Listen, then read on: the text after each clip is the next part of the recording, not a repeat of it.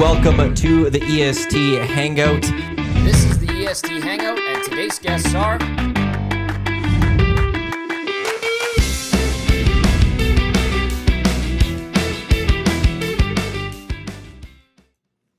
A happy Monday morning to you. Welcome to the EST Hangout presented by Whiteclaw Hard Seltzer. The difference is clear. Matt Iwanyk with you here live on iHeartRadio, on TuneIn, EdmontonSportsTalk.com, as well as on our YouTube channel. Joined today by McCourt from the VIP Golf Show, which gets going April 28th. It's coming up very soon right here in Edmonton Sports Talk. And then from Hello Hockey, we got Shawn Belle, who you guys had a wonderful keyword this week.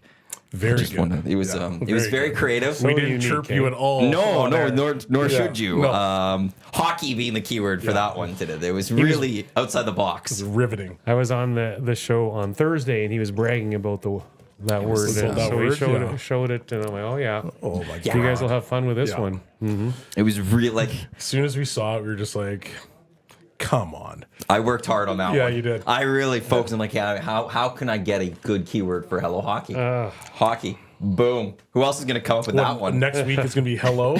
Like, come on. Your next chance to qualify for the EST FlyAway will be on this show just after 10 o'clock. We got a keyword, which I think it's a decent keyword today. Yeah? I do. Okay. I do. I'm not going to still say it's one of the best keywords I've ever had. What's your top 30%? What's your top one or two so far? Oh, I'd have to go get the sheet one moment. Oh, boy, this is a challenge. Well, there's 7 weeks, Murray. Well, I would think that maybe the top one or two would just like. I don't even have last week's. I ripped all of those off. I'm not shocked by that. Hockey. I did like aviators. Yeah, that's okay. Well, I did like that one because I just have to know who the aviators are, which is their baseball team. Oh, geez, I didn't know that. Yeah, they used to be the 51s. The 51s, really? It was Las Vegas 51s, and they had an alien as their logo, but in the top forehead part of his head was a baseball. They designed it like a baseball. It was really well done. I was very disappointed that when they switched away from the 51s. It's kind of cool. Well, it was that is a cool name. It was, Maybe they can be the 51s when the baseball team, Oakland A's, finally get there in whatever year that's going to end up being. When is that supposed to be? 3 more years. They're going to play in Sacramento for 3 years. Oh. And then they're going to Oakland. Or not Oakland. They're going to Vegas. And they're also, if I'm not mistaken, they're just going to be called the Athletics. Is that what they're going to be? They're not even the Sacramento Athletics or the A's. Like, there's no name. There's no name to it at all. I actually don't mind that. Just keep it. Do you think they should keep it when they move to Vegas, though? Yeah. Just be the Athletics. The Athletics. It's the same to me with the Washington football team. They should have always been the WFT. Yeah. We're the football team. Yeah, because the Commanders suck. That's not a good It's an awful name. It is an awful name. I thought the Elks should have done the exact same thing, too. Yeah. The Edmonton Football Club. Yeah, that we don't need a nickname. We're that good. Well, they're not. Yeah, Like, I was gonna say, but like historic, like that. There's an arrogance to that I love. There is. yeah. That's such a good point. Isn't there like? Yes, there is. There is an opportunity for you to buy the team right now, and missed the deadline. Wow. I think it was last Monday. For Matt Iwanyk, they'd make an exception, especially with that creativity as part of the package. I'm going to rebrand to get rid of the Elks, and it's the Edmonton Football Club. I love it. I'll just, to all 20 groups, my phone's open if you're needing anyone to be part of it. Just throwing that out there. If you want, I'll take the bidding from those guys because I'll put them over the top. Absolutely. Whoever I support will be the one that goes over the top. 100%. I'll be the Bob Stauffer of the Elks ownership. That's amazing. Oh my gosh. I'll just go promote one of them. Oh, I've only had that Bobby type Stauffer. Hey. Poor Staff. Not even here to defend himself, but it's true. He was the one that was out there on Total Sports back on Team 1260 at the time, pushing for Daryl Cates to be the owner of the team. Oh, So, yeah. That's just the facts. Staff has never interjected himself into anything Oilers related. And he's a friend of EST. Yeah. He's a friend of the Hangout. We had him on the show. It was a wonderful 3 minutes. He didn't speak into the microphone properly. It was awesome. He was only on for 3 minutes It was about 3 minutes. Maybe not even. of the 2-hour show. Of the 2-hour show because he came up that escalator. And it's like the sunlight. I said, who was it? The Sens goal yesterday. this is being hit Vegas. by the This was in sun. Vegas. It was Okay. like Bob had the sunlight just shine on him inside the hotel as he came up the escalator. Oh, boy. It was magical.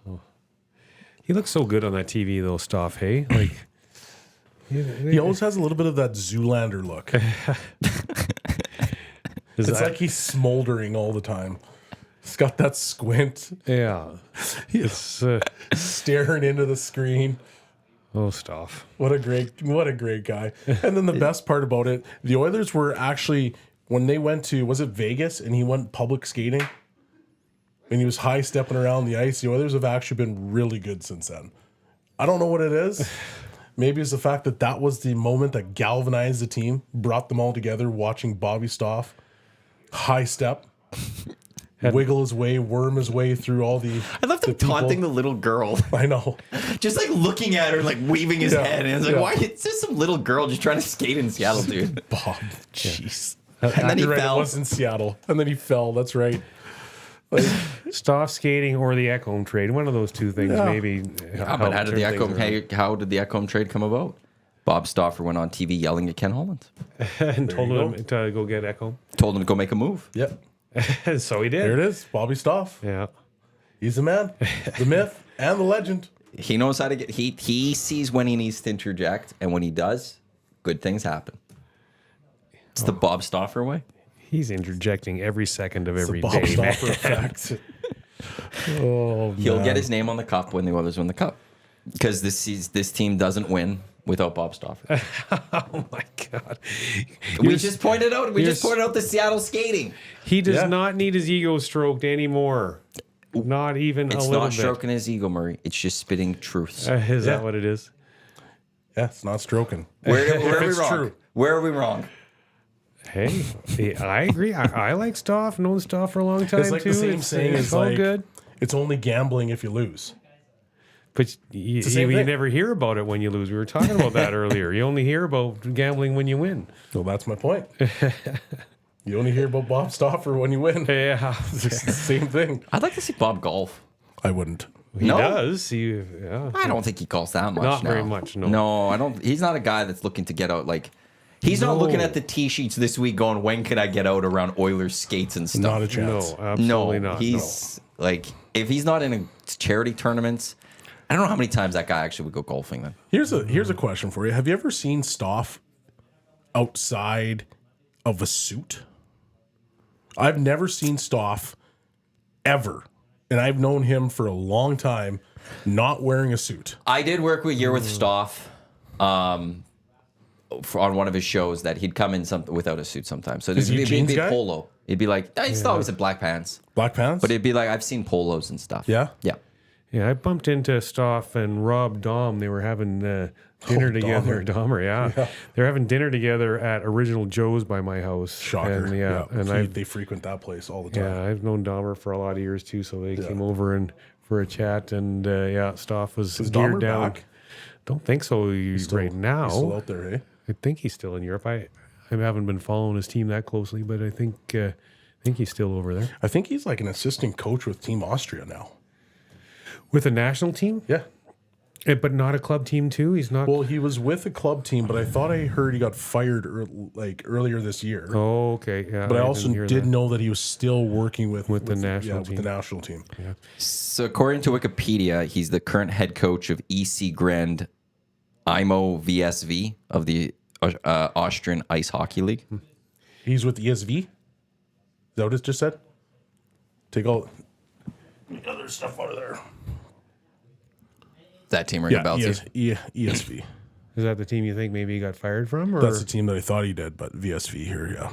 Wikipedia doesn't. I don't know how 100% accurate all the time. I don't know how much it's accurate about European hockey leagues. Maybe we could ask Dahmer, Evan Dom from the Elks, Yeah. to see Rob is a where his great dad coach, is. though. Hey, Yeah. I'm surprised he Yeah. didn't maybe stay in the NHL longer than he did. And Well, because he was with the Oil for a bit. Mm-hmm. And like I'd heard that he didn't necessarily get along with some of the other guys, other coaches, other or coaches when he was here. yeah, He's probably used to being the guy. Like he ran a dominant Golden Bears program for a long I time. love long Dahmer. He coached time. me. I see him every time he comes back. He's a different dude. he is. He's a different dude. So I'm just going to assume when he was there, he was kind of like out by himself. And then the rest of the staff was probably together. Yeah, That's what I'm thinking. yeah. He's socially, he's not like that guy's guy type of personality. Yeah, he's different, dude. Yeah. Yeah, that's the best way to describe him. But got results with the Bears, and that's what matters. He was Great. He knows his hockey, though. does. He absolutely knows his He's a hockey. great human being. And he was unbelievable with the Bears. Tried pro, didn't necessarily work in North America. He's gone But he's been over Europe for a while. Yeah, he's gone overseas. He's been really good, especially when he was with Lynn's Black Wings. He was dominant there, and that's like a mid-level team, and the fact that they were dominant was unreal. So good for him. We're going to see that in basketball right away. John Calipari's leaving Kentucky to go to Arkansas, which I find very fascinating. It just that made me remind me he's going to a smaller school, like Yep. to me in basketball, smaller school to see what's going to happen there. Some That's happening? breaking yesterday, like the Calipari. Well, he hasn't won in Kentucky for a while. Hasn't been good for the last like 5 years, and now all of a sudden Arkansas job's opening up. So he probably's got some time. He could go take a new job. He's probably got 2-3 year window where he doesn't have to win right away. Yeah, where And then he could start winning You think again, it's, you and think he's it's away from only a Kentucky. 2-3, or do you think it's a little bit longer there? Because in Longer? terms of basketball, they're a mid-major, right? Or do you think they're on the upper echelon in terms of basketball? Arkansas? No, well, it's SEC. SEC is actually starting to become a basketball school or Yeah. a conference. But there are schools that you put well ahead of them. Yeah, so of they'd be a mid-major. But it's John Calipari. Like that's the thing, and it's with the transfer portal and with his ability to develop talent for the NBA. Yeah. He's going to get recruits. Yeah, but He's that going to gives start him bringing even- guys in right away. Gives him even bigger window. That's his, what I mean. his Like, I name think gives it- him a yeah. bigger window for sure. I think it's at least a 4 or 5 year window before they really truly need to contend. No. Mid-majors, There's man. 1-2 years he gets. Year 3, you're going to start seeing we need the Calipari effect. We start. They're going to have high like this year. He's not going to get the greatest recruiting class, I would think, unless he could go out there and snag some 5 stars. But if you're a top recruit and you want to go to the NBA, you're close to being a one and done. Who's going to do that better than John Calipari? Not many. He has the history of that. So you're going to start going to Arkansas. So they're going to start getting the talent, and then he's got to start winning. But you're not going to get the talent until year 2. Yeah. So 3, you just have to have that improvement. 4 is where you now need to start contending. 5, you should win. How long? Right? Because year 1, you're not going to get anybody. I can't go by Kentucky. What was Arkansas's record this year? Let me check that right away. I just want to see him in Kentucky or his coaching career because It's a big winning percentage. well, great winning percentage, but I just want to see where there's the head coaching record because he went to Memphis and they were NRT champs in the second year, which isn't great. Got to the tournament the next 2 years, went back to the semifinals, then were good. So it took him about 6 years. But he wasn't John Calipari. And he went to Kentucky, but it's Kentucky, so it's hard to judge that one. Oh, it's going to be... I think it's a 5-year window. I think he's going to be making his money, and it'll be one of those things where in 3 years, he should be one of the best teams in the SEC. He's probably going there because he's extending his window. Yeah. Because he hasn't been doing it in Kentucky, so they're probably thinking, listen, he better Well, he's win, gonna or we're get going to fired soon. Yeah, exactly. So now he's extended his own window of making huge money. Arkansas basketball this year was 16-17. Yeah, 5 years. I agree. Yep. Year 1, you're not getting the top. Year 2, you're going to start to get the top. Year 3, you got to show that improvement. 4, start to contend. 5, you should win a championship. Not when you're John Calipari. I'm telling you. I'm sorry. If that's any other coach, sure. Okay. Not Calipari. If he's not a top 4-5 team in the SEC in year 3. Well, but top 4 or 5 team in the SEC has them not even ranked in the top 20. And Oh, no. Well, here's the top teams in the SEC this year. You got Tennessee, who went Elite 8. You got Auburn, who were 7th ranked going into the tournament. I think they were a 4th seed in the tournament. South Carolina, Kentucky themselves, Alabama, who's a 4th seed, got to the Final Four. Florida wasn't even ranked this year. Florida's usually a pretty decent program. Like there's good teams in the SEC. Yep. Them being top 3, I'll say that in 3. They have to be that in 3 years. or Or he there's going to doesn't be get heat. fired. He He's doesn't not going to get fired, but there's going to be a lot of heat. No chance. Lots of heat. It's a mid-major. They're When was, still the in the last time, SEC. when was the last time they were really good? Now I got to pull up their seasons. Yeah. They went in 2022 and 2021. They're in the Elite 8 of the tournament. Okay. So just a couple years ago. Previous to that? 95 There you go. for the Elite Eight. So they were in So the Final Blind Squirrel Four. found a nut. 90, 94, 95, they were in the Final Four. Yeah, so it's been since the early They got 90s. a big So 30 recruit years. or two probably Yeah. that Yeah. were in for a year or two and then went on to the NBA. But boy, you think Coach about Calipari does not deserve any leeway. I'm sorry.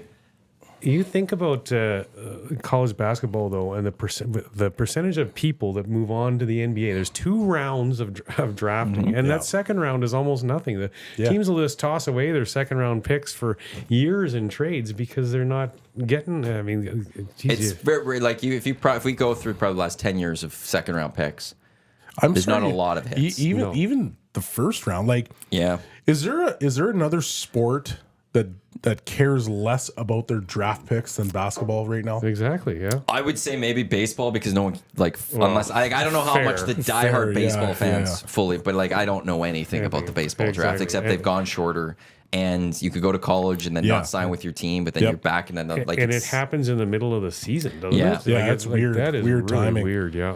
But like basketball, like some of these teams, I think the Lakers don't have a pick till 29.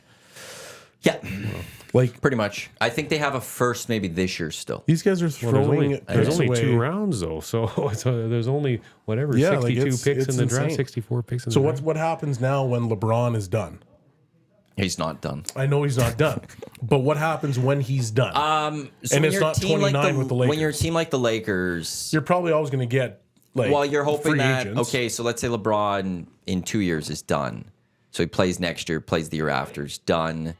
That takes us to the 26th season. So you got 3 years till 29. You're hoping you're bringing in that attractive free agent because his money's off the books. Yeah, You're hoping that you're able to. but most of these free agents are getting tied up long and longer and longer. Yeah. Just so that people, it's interesting to watch how they're starting to tie up these free agents. And it's almost like they're trying to, there's certain times when they're like, okay, here's all the high name free agents. It's usually when the Lakers don't have anybody.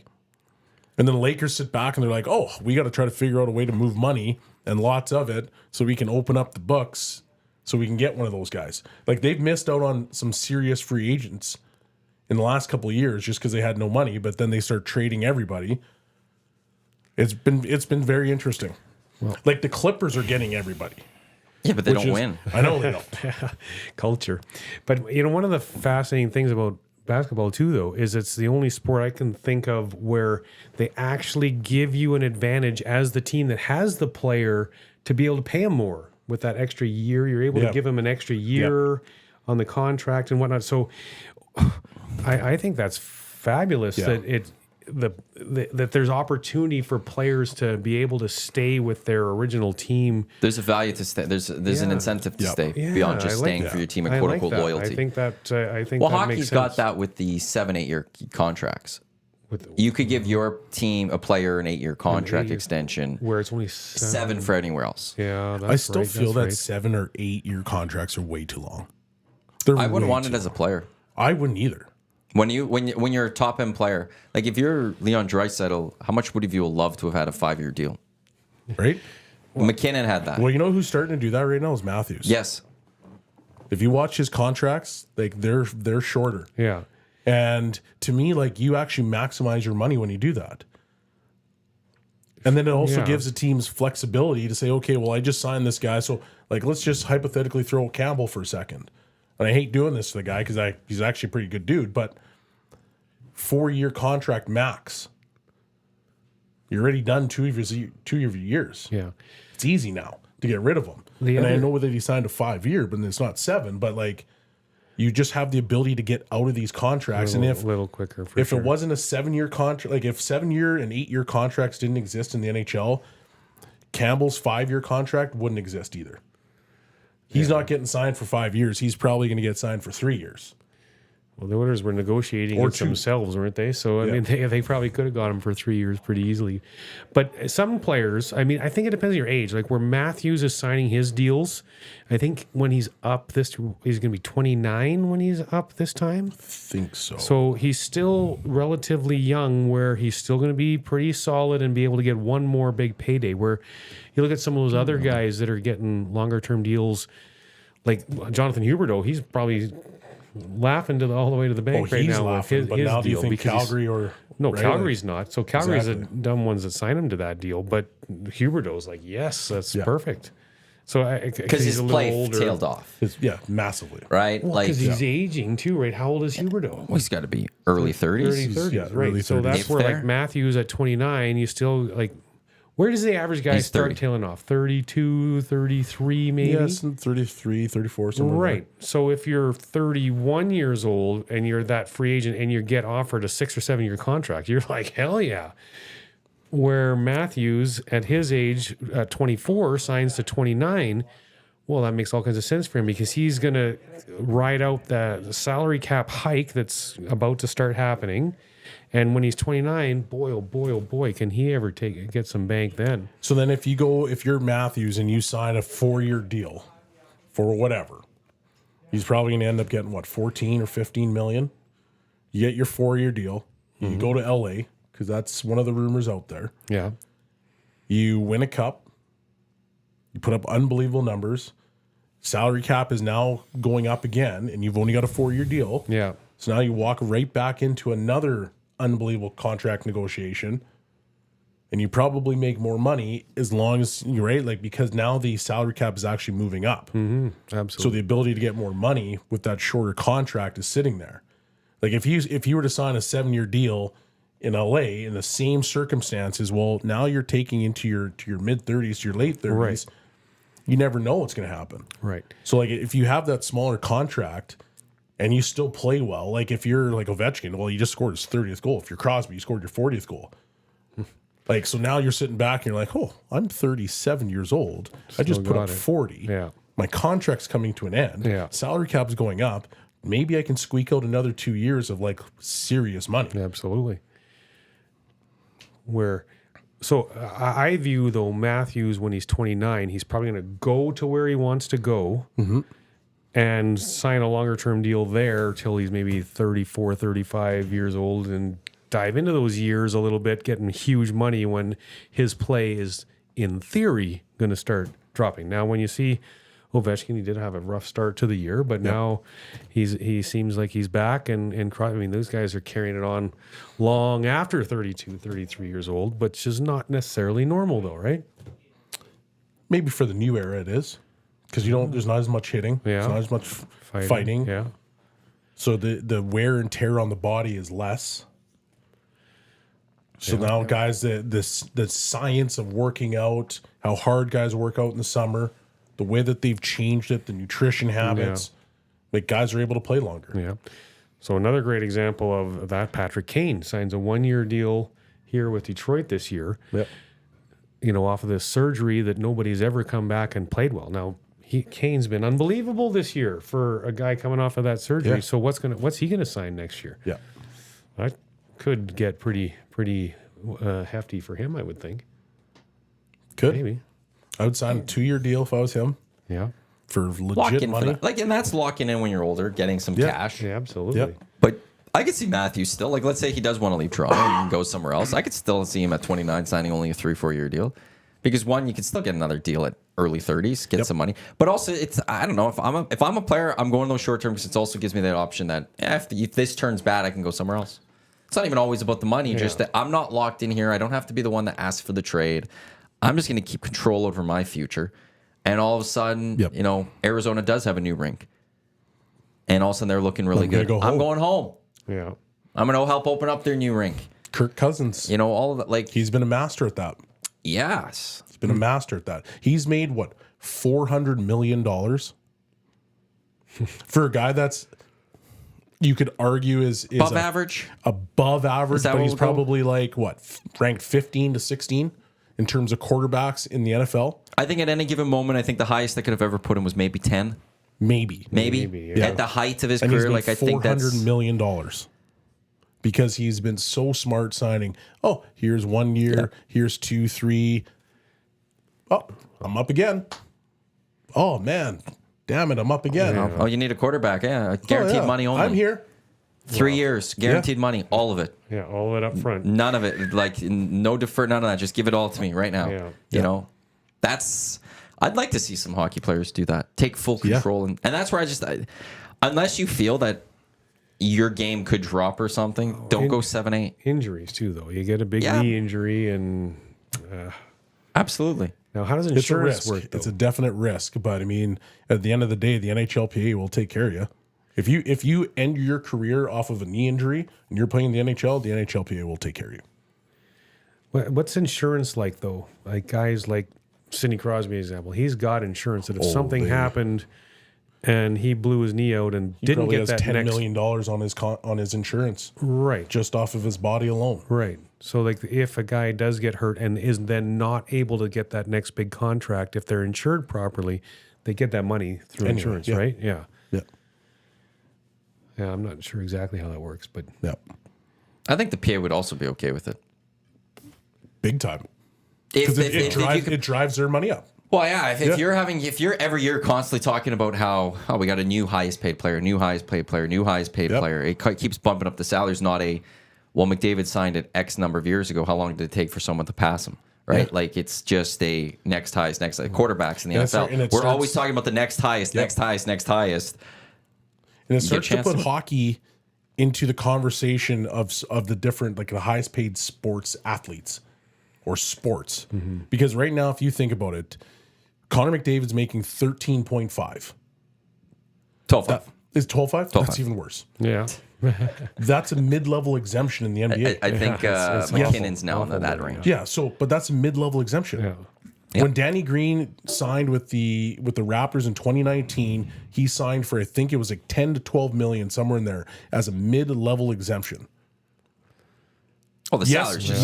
Yes, the roster sizes are smaller, but that's not the point of it. The point of it is the fact that revenue is much if you're smaller. talking about a guy that should be, he's a 3-and-D wing, he's an average player. LeBron's making 50-some mil or whatever it is.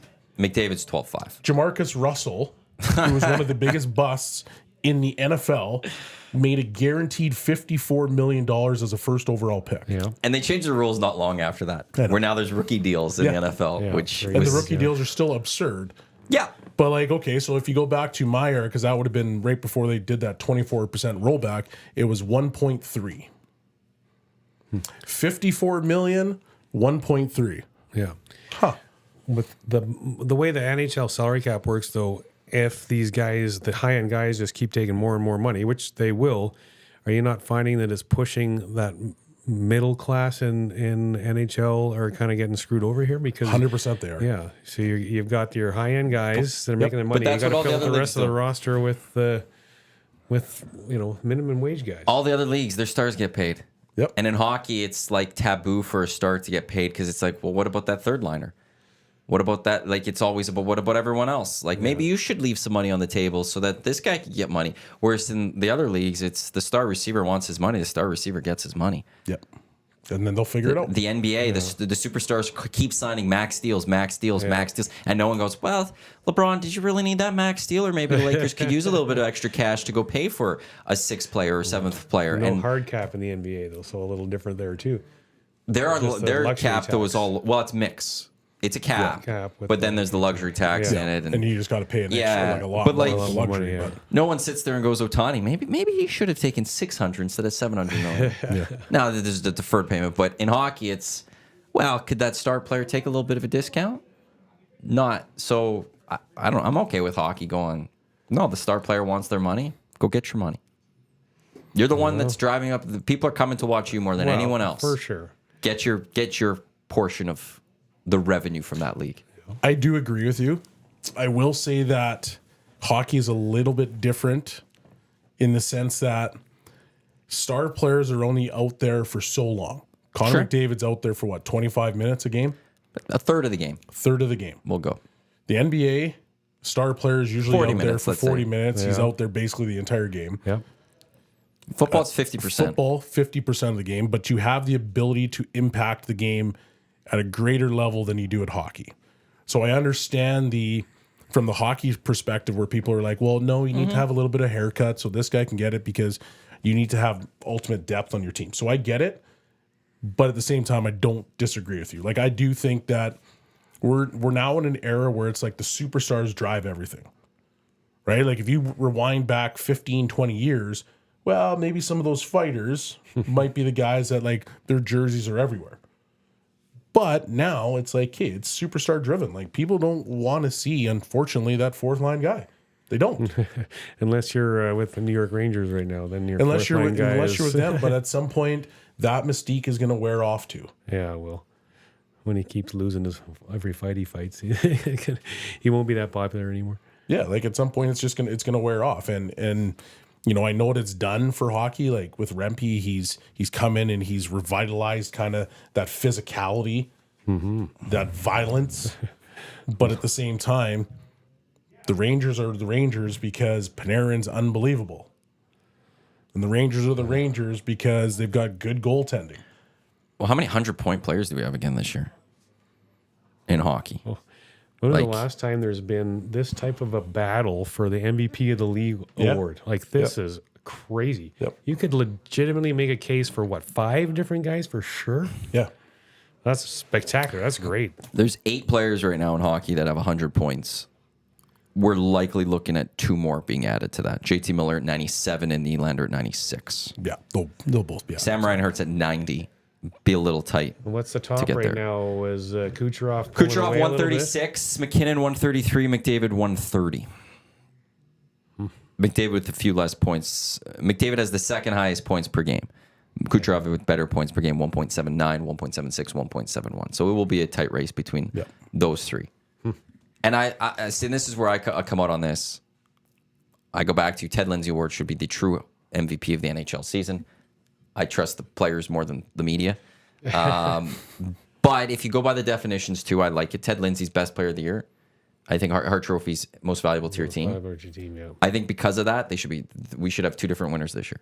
I think Connor McDavid should be the Hart Trophy MVP because we saw what this team was when McDavid wasn't McDavid, when he was hurt and then injured. Fair. They were bottom of the league. There's no other, and now he's where they're like, how do you most valuable to his team? Yeah. He's brought them all the way back up there. Whereas I think the best player this year is Nathan McKinnon. And I think that if those 2 awards were presented that way, I could completely live with it because, I think Nathan McKinnon's had an unreal season. Yep. It's not saying that he's the best player in hockey. He's had the best season to me this year. But who's been more valuable to the team? I could point to a legit fact that says the Oilers were 32nd when he wasn't there. Yeah. And now they're back there when McDavid went off. Yeah, he's the most valuable to his team. Yeah. Well, valid points, and there's no question. It's going to be interesting to see how it plays itself out. I don't even think it's decided. I think what's going to happen over the next 2 weeks is going to kind of decide these awards. But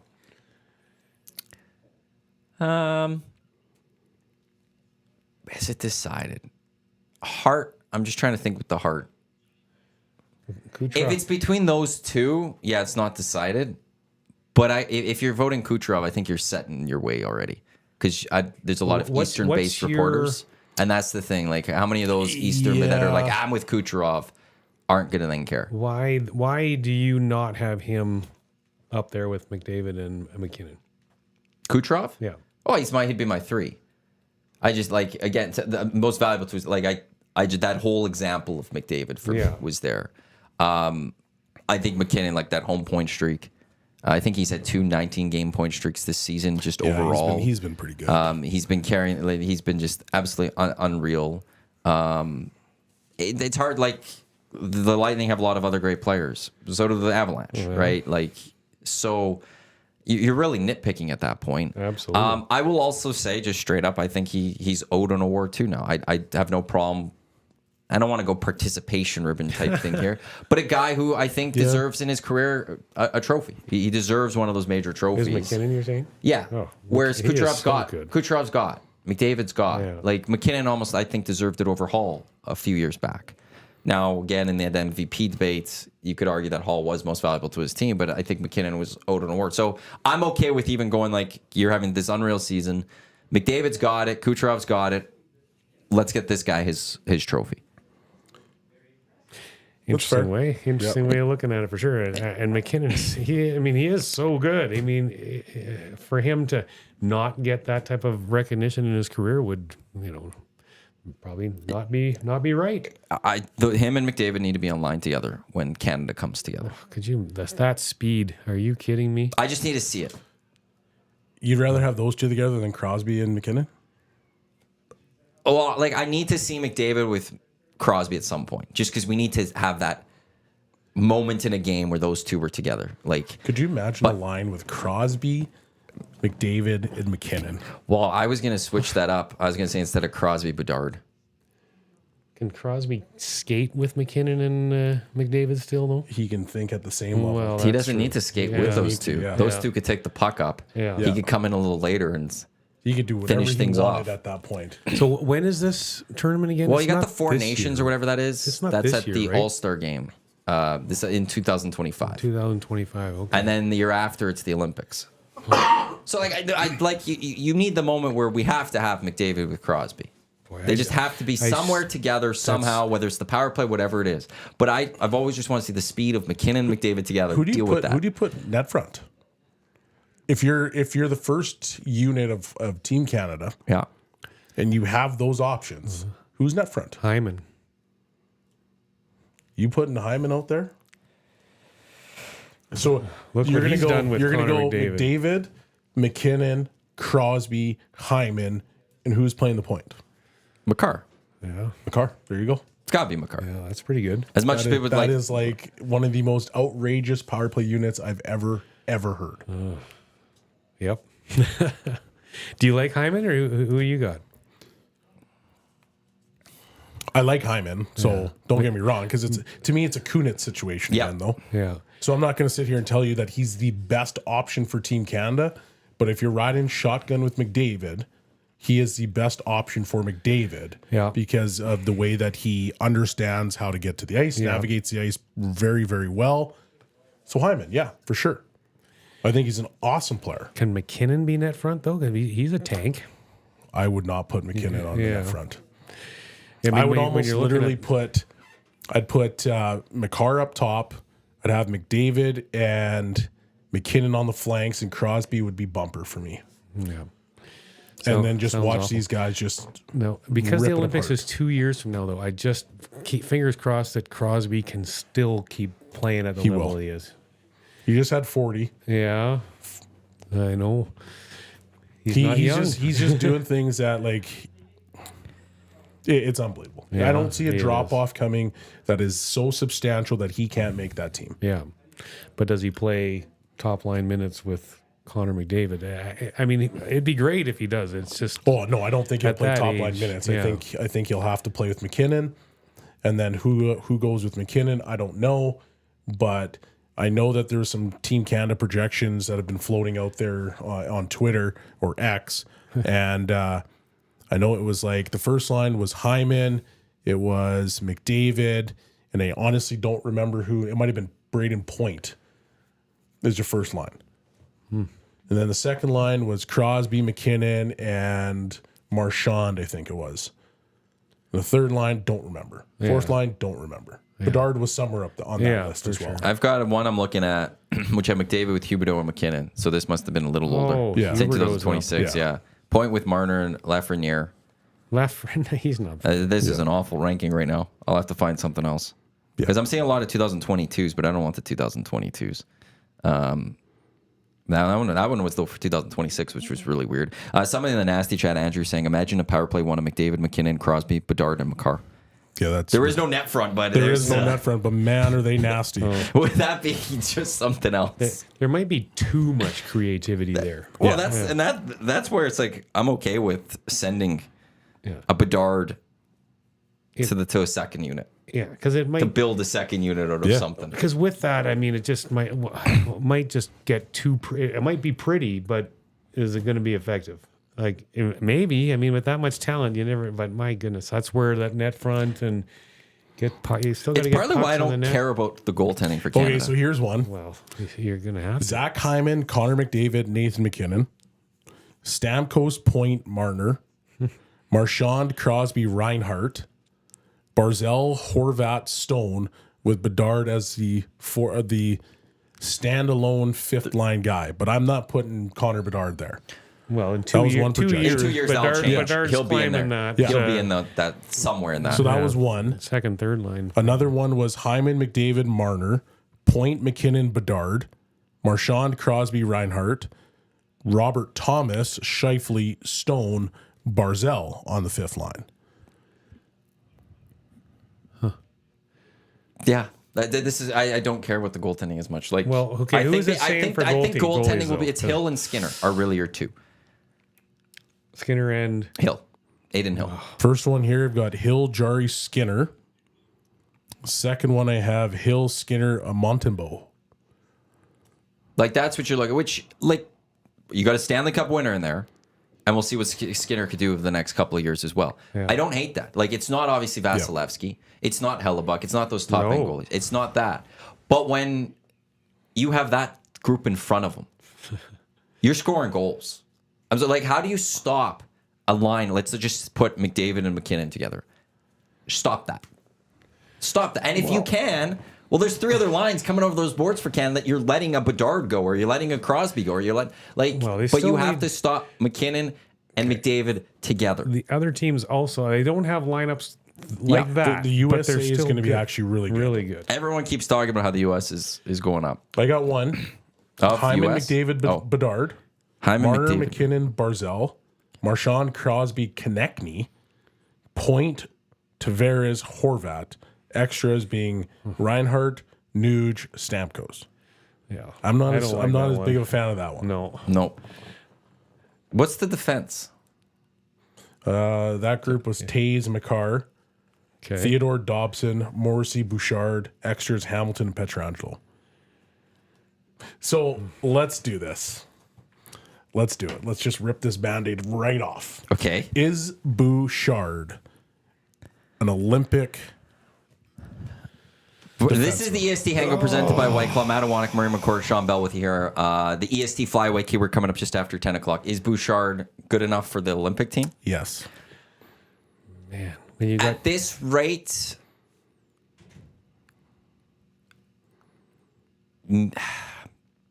Actually, let's rephrase this before. I'm just trying to think because it's how many So you need a couple offensive guys. So they in the top 8 Canadian defensemen. Is Bouchard a top 8 Canadian defenseman in the NHL right now? You're going to get your offense from McCarr, exactly. for sure.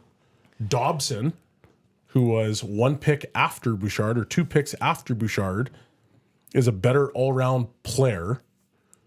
Shea Theodore's there. Yeah. yeah, so- probably not. So yeah, if you you know he'd maybe But he's be, almost on every projection. he'd almost be my extra. I wouldn't have a problem being him an extra. Yeah, I can see that because like if you're building a team, you've got that offensive defenseman in McCarr. So man, Who also is great defensively. right. So you're not going to put Bouchard. He's not getting the number 1 PP time. Oh, so yeah, he'd be the number 2 PP guy, but how much ice time is the number 2 PP going to get? So does that? How do you put him on the team then? Like I think he's the extra. He's been on so many projections, and I like Bouchard. I think he's very, very good on the offensive side of the game. yeah, 100%. But if I'm sitting here like saying, is he in my top 8 Canadian defensemen? I'm not sure he is. Especially when we don't have, like, going back to the goaltending then, Yeah.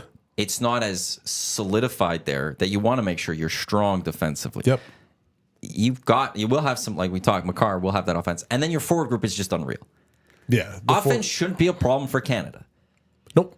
So it's okay. How do you make sure that when you don't have top end goaltending, you have to have that strong, sound defensive game? Yep. And I don't know if I'd go there fully with Bouchard. But that's where maybe he'd be like my 8th defenseman. That if So McCarr that were to get if- hurt, if then I he need- can come in and yes. be your PP1 If guy. I need that Yeah. offensive change or something because of an injury, I could throw Bouchard in there and I'm feeling pretty good.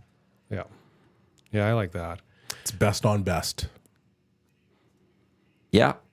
And best I on can't best. wait. There's no easy lineups. There's no We easy talk about lineups. rolling 4 lines. Teams are rolling 4 lines. So is he capable of handling that responsibility okay, so is he capable of as a handling? defender? Okay, I don't have a U.S. line. Let's see if I can find one. Well, he's Is looking. he capable of handling a third line of the U.S.? No. The answer is no. Well, we're building a team here, though. When you wrapped off a lot of those 4 lines, do you take a fourth line and you create the best defensive line? Nope. Like you just No. run 12. I'm taking guys that are- my best players possible, because right now, and I know this is not the same, but if you watch the World Juniors last year, they tried to do that. Didn't work. Who did? Canada? Canada. Well, They didn't take their best USA players. was good, man. They didn't take their best players, which we just talked before offline. That Nadeau, Yeah. who was in Penticton, he went to college, and now he's already signed his entry level deal. How do you not take that guy? Yeah, 100%. They didn't take him. Yeah. So this is a projection of U.S. 2025 hockey roster for that Nations Cup or whatever it is. Third line is Jack Eichel, Jake Gensel, JT Miller. No. The lines ahead, it's Matthews with Robertson and Keller, Hughes with Kachuk, and Larkin with Connor and DeBrincat. You don't think you wouldn't put Bouchard up against Eichel and Gensel and Miller?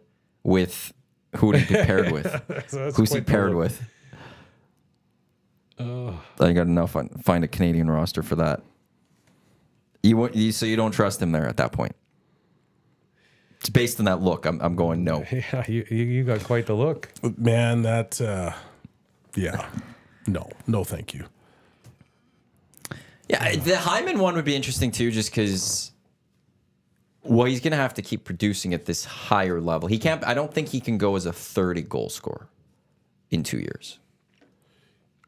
I think he goes just on his work ethic alone.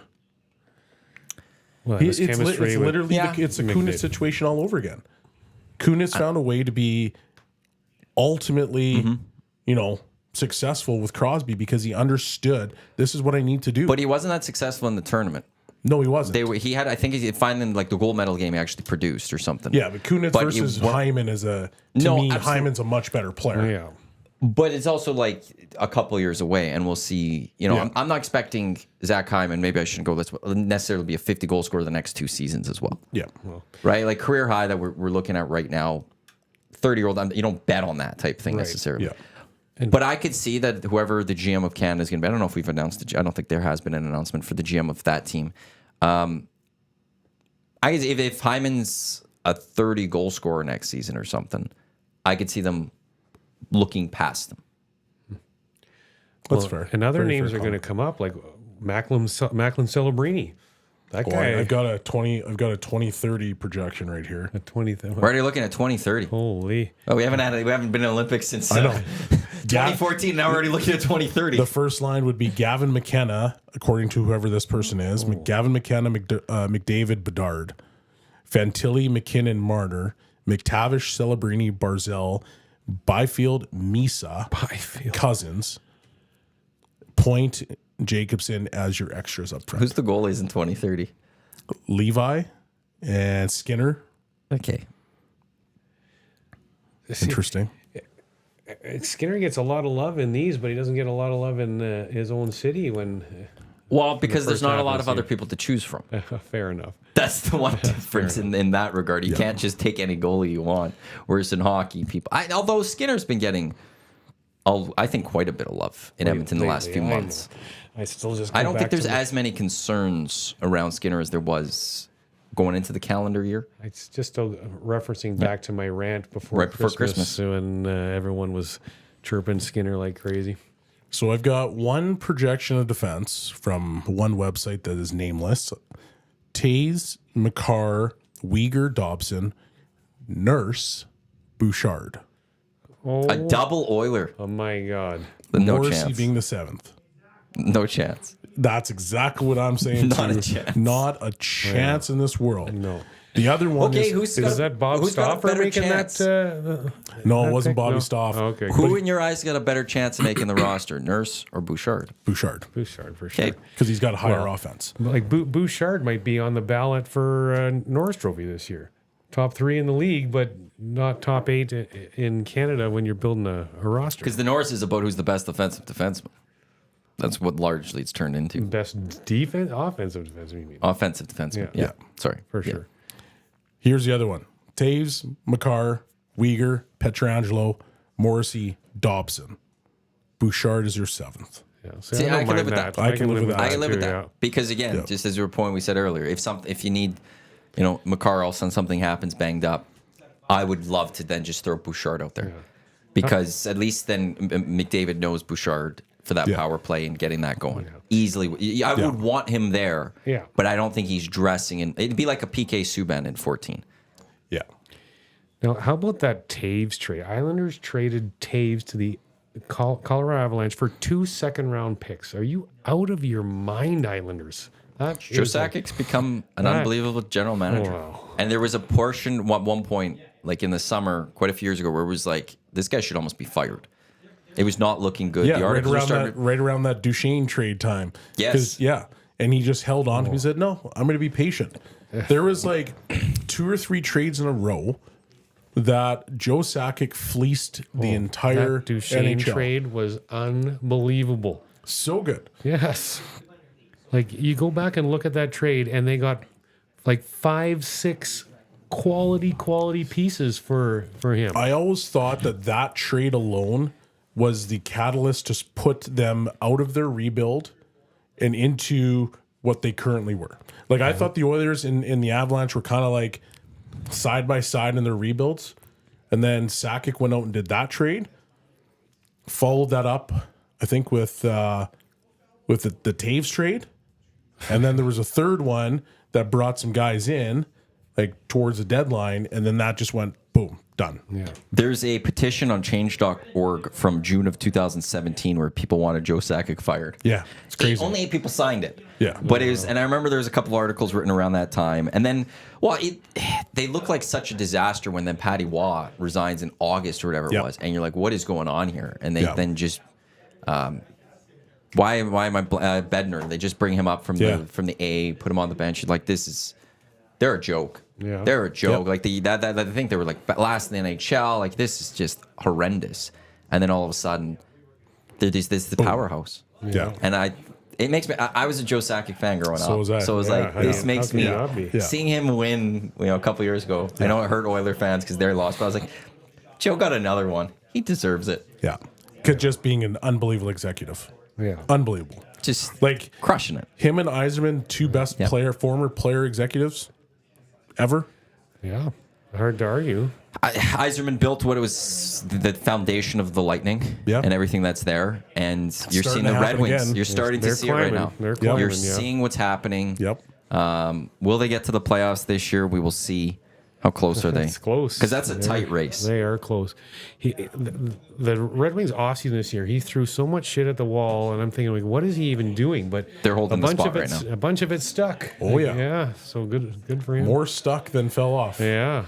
But at the time, I'm sitting there looking at it like, what are they doing? But because they just signed everybody, they signed so many guys. But It can work sometimes where you have Sometimes, the former player. Like, and you want to know something? It was starting to look good for Rob Blake with LA. Then this year happens, where you have the Pierre-Luc Dubois trade. Yep. They're having to make the coaching change. gonna go down But that was like Rob Blake was starting to be like, oh, this guy might be turning some. So now he's at that crossroads of his time as a GM in this league now. Whereas, are you going to be able to fix this and get back to being this great executive, or is things going to go away from you? Dubois trade is Jack Campbell bad? I think you didn't like it at the time. Oh No, that's I didn't like it at horrendous. the time.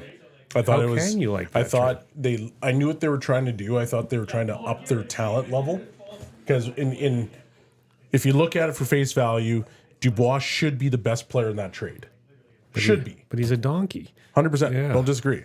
But the 3 players that you got rid of were literally the line that gave the Oilers fits. Exactly. I was Like you traded that entire line and you just moved them out of there, and you're like, okay, that's Where's the your line that's depth? been causing the Oilers so many issues. And if you keep that and you add maybe a free agent or 2, where are you at right now? a lot better off. Right? Like They're to me, battling that they're battling Vancouver for number 1 overall in the conference right now. but I understand because like you got beat by Connor McDavid and Leon Draisaitl. You got beat by the higher end talent of the Oilers. Yeah. So I understand why they went out and they said, okay, well, we got to get better. Yeah. And now you're looking at it and your 3 lines, Kopitar, Deneau, and Dubois, if you're looking at it just on paper, that's formidable. Well, except Big for time. But now it's like, okay, except well, for Dubois. Like I don't know what they saw in him. Like he did nothing. High-end in player. Winnipeg. Oh. Well, when he's on, He's real good. he's a great player. Yeah. And any team would want that player. Yeah. Problem is you're not big. getting that enough. Yeah, No. he's big. He's physical. He can score. He adds that element, like kind of the rest of LA is. Like if you look at their forwards, they're all big. They're all physical. They all can skate. They want to lock you down. And now you can add another guy that could potentially, score 30 goals. Maybe that's the difference of a series against the Oilers. But it hasn't worked out because you lost some good depth. Yes, absolutely. And depth is what won Vegas the Stanley Cup. Like, Yep. I don't know. Even with the Oilers, so that trade we talked about with Colorado, that he blew the doors off. What I keep thinking that what does a Draisaitl trade look like this summer? Could you pull off a trade that gets that kind of assets coming back to you for Draisaitl with 1 year left on his deal that solves the Oilers' depth issues permanently? Well, for the foreseeable future. Where would you trade him? Well, there's teams. Detroit. There's teams that got space, can handle them, but do they have the right mix of assets to give you back? I find this a tough one. I think he's signing. And if I could sign him, I'm not trading him. Straight up. It's not even a conversation for me. Yeah. Because the difference between Duchesne and Draisaitl, like Draisaitl is right now I put McKinnon as the second best player in the world. McDavid or Draisaitl in that conversation. Draisaitl's in the top 5. Draisaitl could easily become back to being the second best player in the world type. Like he's in that level that I'm not giving that up.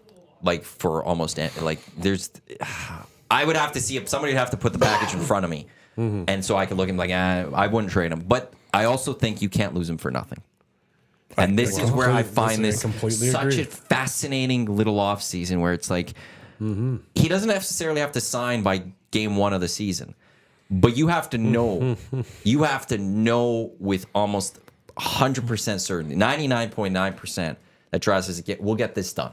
We're just working out finer details. We're working some things, but I don't want to go. The only thing that's going to hold Draisaitl back from signing in LA is Austin Matthews. Signing in LA. I don't see why you would go to LA and leave the Oilers for that. You don't have McDavid there. No, you don't. But you're now the number 1 guy. Yeah, Sure, but Your wife wants to be in LA. you can fly back and forth. There's direct flights. You have a house there already? FlyByEG.com. Edmonton International You already have a Airport. house there? How many? 50 destinations? Over 50 destinations, nonstop flights. Yes, you it's did. all there. That is gross, but I love it. Or you can borrow Kate's plane from there, but there's a lot of different ways to go back and forth. I'm just saying. You own You're a not house going to there get already. more money. You're going to get your 15. You're going to get the you're same gonna get amount. Your 13 You'll million. get the same California amount. doesn't have state tax, You'll get more. so his take home is more. No, California's big state tax. California's hard. Florida doesn't. Vegas doesn't. Dallas doesn't. Dallas. Okay. Texas doesn't. Sorry, I thought California actually hits you hard. Okay, sorry. They get hit hard. Cost of living is going to then go up and stuff. But He already has a house. It doesn't matter. sure, okay. And he makes 50 And his million wife a wants year. to be there. And she will not. She does not come here. That's fine. She doesn't, eh? No. Ooh. So he could take his flights to LA. You have a lot of trips to LA. I understand what you're trying to do. Here's here, what but I'll you go know with. it's not going to happen. The question I would like, this is where, and none of us know the answer to this, and none of us are going to know the answer to this, but this is where you'd want to sit down with Leon Draisaitl and wonder, what do you want out of this next contract? Like, what are you Well, he trying to wants to accomplish? win. And if it's to win, you're not leaving Edmonton. I'm agree- saying that right now. I agree. He's not leaving Edmonton I if that's agree. his number one priority. If the Oilers are in a position where they are that close to winning a Stanley Which Cup they here are. in Edmonton, he stays to win it. Yes. If they are not, and they are any further away from where they are today, gone. And yeah, and like that's where this. I've never been worried about McDavid Draisaitl resigning here. The start of this season was the closest I ever got being worried about Draisaitl leaving. With that start of the season, because it's going. If you miss the playoffs, now all bets are off. If the start of the year continued for this team and they didn't do anything, then all bets were going to be off. And it's okay. Now you're risking losing these guys straight up. But they're back. They're back to being a contender. They're one of the best teams. That I don't see how that changes over the next 6 months. in Leon's eyes that he signs that contract. Depends on what happens in this upcoming playoff run. What if they lose in the first round or even It depends who they lose to and how they lose. How they lose, sure. You play the Vegas Golden Are Knights, you sure? and you lose a 7-game series, and it's tight, and they go off to win the Stanley Cup, and you're right there still. You're You've still been right hanging there. out at OJ's with Leon and getting some inside scoop here. You seem pretty confident. Nope, not at all. No, that's just the guy seeing the tea leaves, reading Yeah. them right now, and that one does make sense. But I to your other point though, we've heard the things about Matthews too. Yeah. With LA, like, yeah, it'd be nice for him to go home to Arizona, but it's a joke there. Yeah. What's the next closest? You know, and if you're an American star from the Southwest, go take over the Kings. Vegas. But they've won, right? Yeah. Like with a bunch of players. Now I know the Kings have won too, but it's been a few years now. You go be that guy in Los Angeles. That's got a bigger selling point as an American than I think 100%. going to Vegas. I know it's not in the Southwest, but you know how many goals Austin Matthews would score if he was the line mate of Connor Bedard? And Chicago's got all the cap space in the world. Lots of, you're still fully in your rebuild though. But Matthews has got 4 when years. He's 29. Not Matthews got 4 when he's years. up. Yeah. That might be 4 that years, actually. that timing is You want to know almost- something? If that that's could be a that, play. that That's might be the almost team when perfect. the Blackhawks are ready to go. That's That probably might be a perfect nice timing. move. What about the Kings? The Kings aren't in a terrible position. No, they're not. Like, you're going to lose Kopitar at that point. Sure. Okay, so out comes Kopitar, in goes Matthews. Okay, I'm going back to Leon on this. You really? Out comes Kopitar, in goes Leon. No. You really think he'd want to go up against the Oilers too? Because I don't. What are the Oilers without Connor and Leon? They're Connor. They're Connor. Okay, great. They're Connor. Like straight off the bat, they have Connor still. And who's the best player in hockey? Like that's not up for debate. It's Connor. So I agree. So I you could go fully make your agree with you move, there. and you could go like if you lose Leon. I don't know what the free agent class looks like that in 2 summers. You'd have a lot of cap space to go grab a couple players. Do you really want to go up against the Oilers? None of them named Leon. No.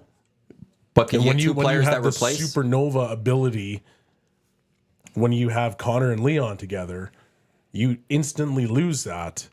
You become a different team. You do. It's facts. Now, yes, you're going to have whatever cap space possible. And yes, you can go out and get 2 players. But who are the players that can now become that second line player and force? Because here's the other issue that we forget about is Darnell is not that far behind, and so is Bouchard. And Bouchard's going to get $10 million. Yes, he is. Because the amount of money the amount of points he puts up will put him in the position to make $10 million. But the cap will go up. Doesn't matter to me because he's not a $10 million defenseman. I'm trying to So find now free you'll have Connor at 12 or 15. He's down the road. 12-5. He'll be The 15 Connor down one's the going to be road. fascinating to me. He might even be 17. Yeah, No, Connor will do the same thing, I believe, where he'll leave a couple bucks on the table. He's not taking them. Okay, great. So let's just argue he's at 15. But I also could see the pressure from the PA going, dude, we need you to take more type thing. So I'm going to be very intrigued to see what happens with McDavid. I don't like it's 20% of the cap, or is it 25? I can't remember. Like he'll be like $1 million, $1.5 million off of that. or Okay, so you got, let's just argue that you've got McDavid at 15. You've got Draisaitl at 13.5. You have Nurse at 9 and Bouchard coming in at 10. That's a mess. To me, how do you compete with those 4 players at that amount of money? You don't compete. One of them has to go. Because right now, you're like, yeah, the cap is going to go up, but at the end of the day, so is both of their money. So you're going to get rid of Kane this summer. Which I want to get to in Maybe. a bit. He is. Okay, sure. So he's going to disappear. Everything's been laid out. I'm just going to throw that, and we'll get into this shortly. Kane's leaving this summer. If you're not reading the tea leaves right now, you're not paying attention, I would say. So you're gonna get rid of his $5 million. You're gonna give Leon 3 of that, 4 of that. We still need to replace Kane. So now you get exactly you got to Yeah. go and replace Kane. And if you're saying that Holloway's the answer to that already, well, okay, sweet, but your team's not better. He did just get a hat trick last night, so Yeah, he did. He played Saturday really well. night, Yeah, yeah. but your team's not better. Perry's gone. Are you re-signing Perry? He's adding some veteran presence and grit. But if you don't re-sign him, who are you going to go get now to do that? That's why trading Leon Draisaitl gets you 5 or 6 pieces that covers off all of this summer. I'm not sure that's the answer either, though. That's a tough. Like, this is where again. And then 26, and in 26, there's going to be another expansion draft.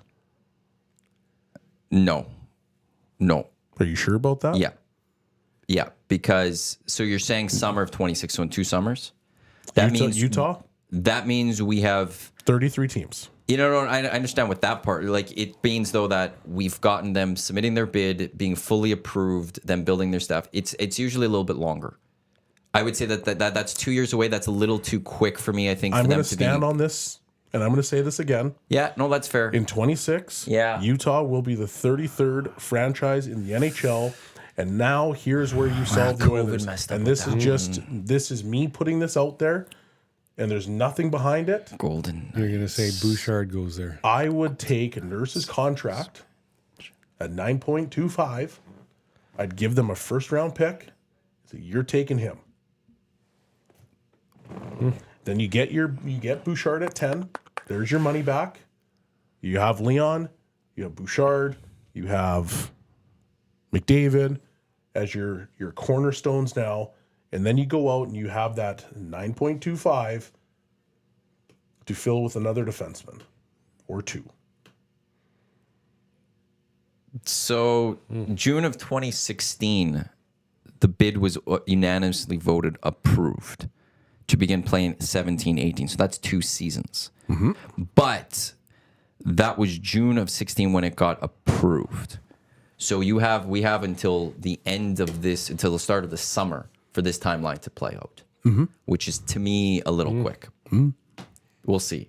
Because if that's fair, but if Utah doesn't get announced, Salt Lake doesn't get announced by the start of the summer, you'd have to kick the can at least another year down the road, right? And that's where it'd be fascinating. The tea leaves have already kind of been going around with that one too, though. So it's. But I will say, so I go back to Leon. To me, I think is staying. I'm not getting off that. I believe he'll resign. I believe McDavid resigns. But I do believe also you can't lose Draisaitl for nothing. I agree. I find this I don't know how, because now you also have the McDavid contract to worry about, and if you have to trade away a Draisaitl, how you deal with that with McDavid, and there's just so many unique pieces here that this contract. Dreger says it's not going to be signed on July 1. I know Gazzola came out and says he doesn't think by the start of the season Draisaitl will be signed. I think that's what he had last week. Yeah. Boy. It's going to be fun times around here to watch this. There's going to be so much panic in this city. There will be. To me, the panic sets it. Okay, I'll just go personally. Jan 1. Okay. If we switch the calendar over and Leon is not signed, I'll have panic. I'll start being worried about him staying with the Edmonton Oilers. That will you be paint yourself in a corner if you're waiting that long too. I mean, then you 100%. are losing. You can't do it at that point. You're with him. You're letting him walk for free. Yep. At the end of the summer potentially, because you can't trade him at a trade deadline. Nope. Especially if you're going for the cup, you just can't do that. And the best you can maybe hope for if you aren't going to re-sign him is that you trade away his negotiation rights and get a pick out of it or something. That's kind of like the best. But then you're also hoping that throughout that entire time you still could get the deal done. I believe still strongly that he will resign, just based on gut. Man, but craziness. It's, to me, Jan 1 will be the moment I then start worrying. And I think I think at the start of this hockey season, I said the start of the season would be when I panic. So I've bumped that back a little bit. So, but why, if he's going to sign, why wouldn't he just sign in the summertime? Why would he wait and then sign Why did Matthews wait? See what the Oilers look like. Matthews waited till the start before the season, if I'm not mistaken. He didn't sign during the season. It was just before You the want to season. see what the Oilers look like. You're giving them the best opportunity, the most runway to say, this is what your team's going to look like. I want to know your plans. Who's taking over from Holland? Well, that's a big part of all this. Stuff. Like, who's negotiating this right now? I'm assuming Jeff Jackson's going to be very involved. Absolutely. He has to be. Yeah. But if you're Leon, the Oilers can announce a new GM on June 15th. But you're going to go, well, what type of team are you trying to build here? What are you working on? And it's can you figure that out in 15 days?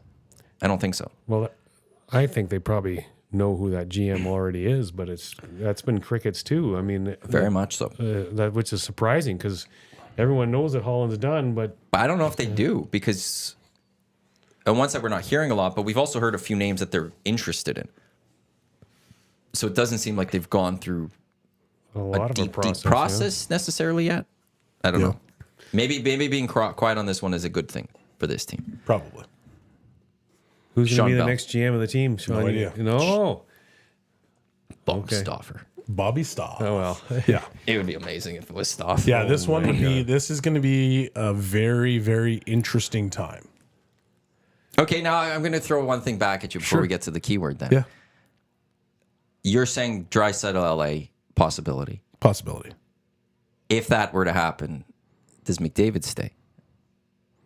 Yes, You think he's just locked in? because I think that they've brought in so many people that are McDavid people that he stays. And then same conversation happens. He'll say to you, okay, well, I need to know the plan moving forward. This guy just walked. What's the plan? Who are we going to get? You show me that there's a good plan, I'll stick around. Are we still going to be in contention for the Stanley Cup? Because if we are, then I'll stick around. By the way, when Leon is a free agent, so is Sidney Crosby.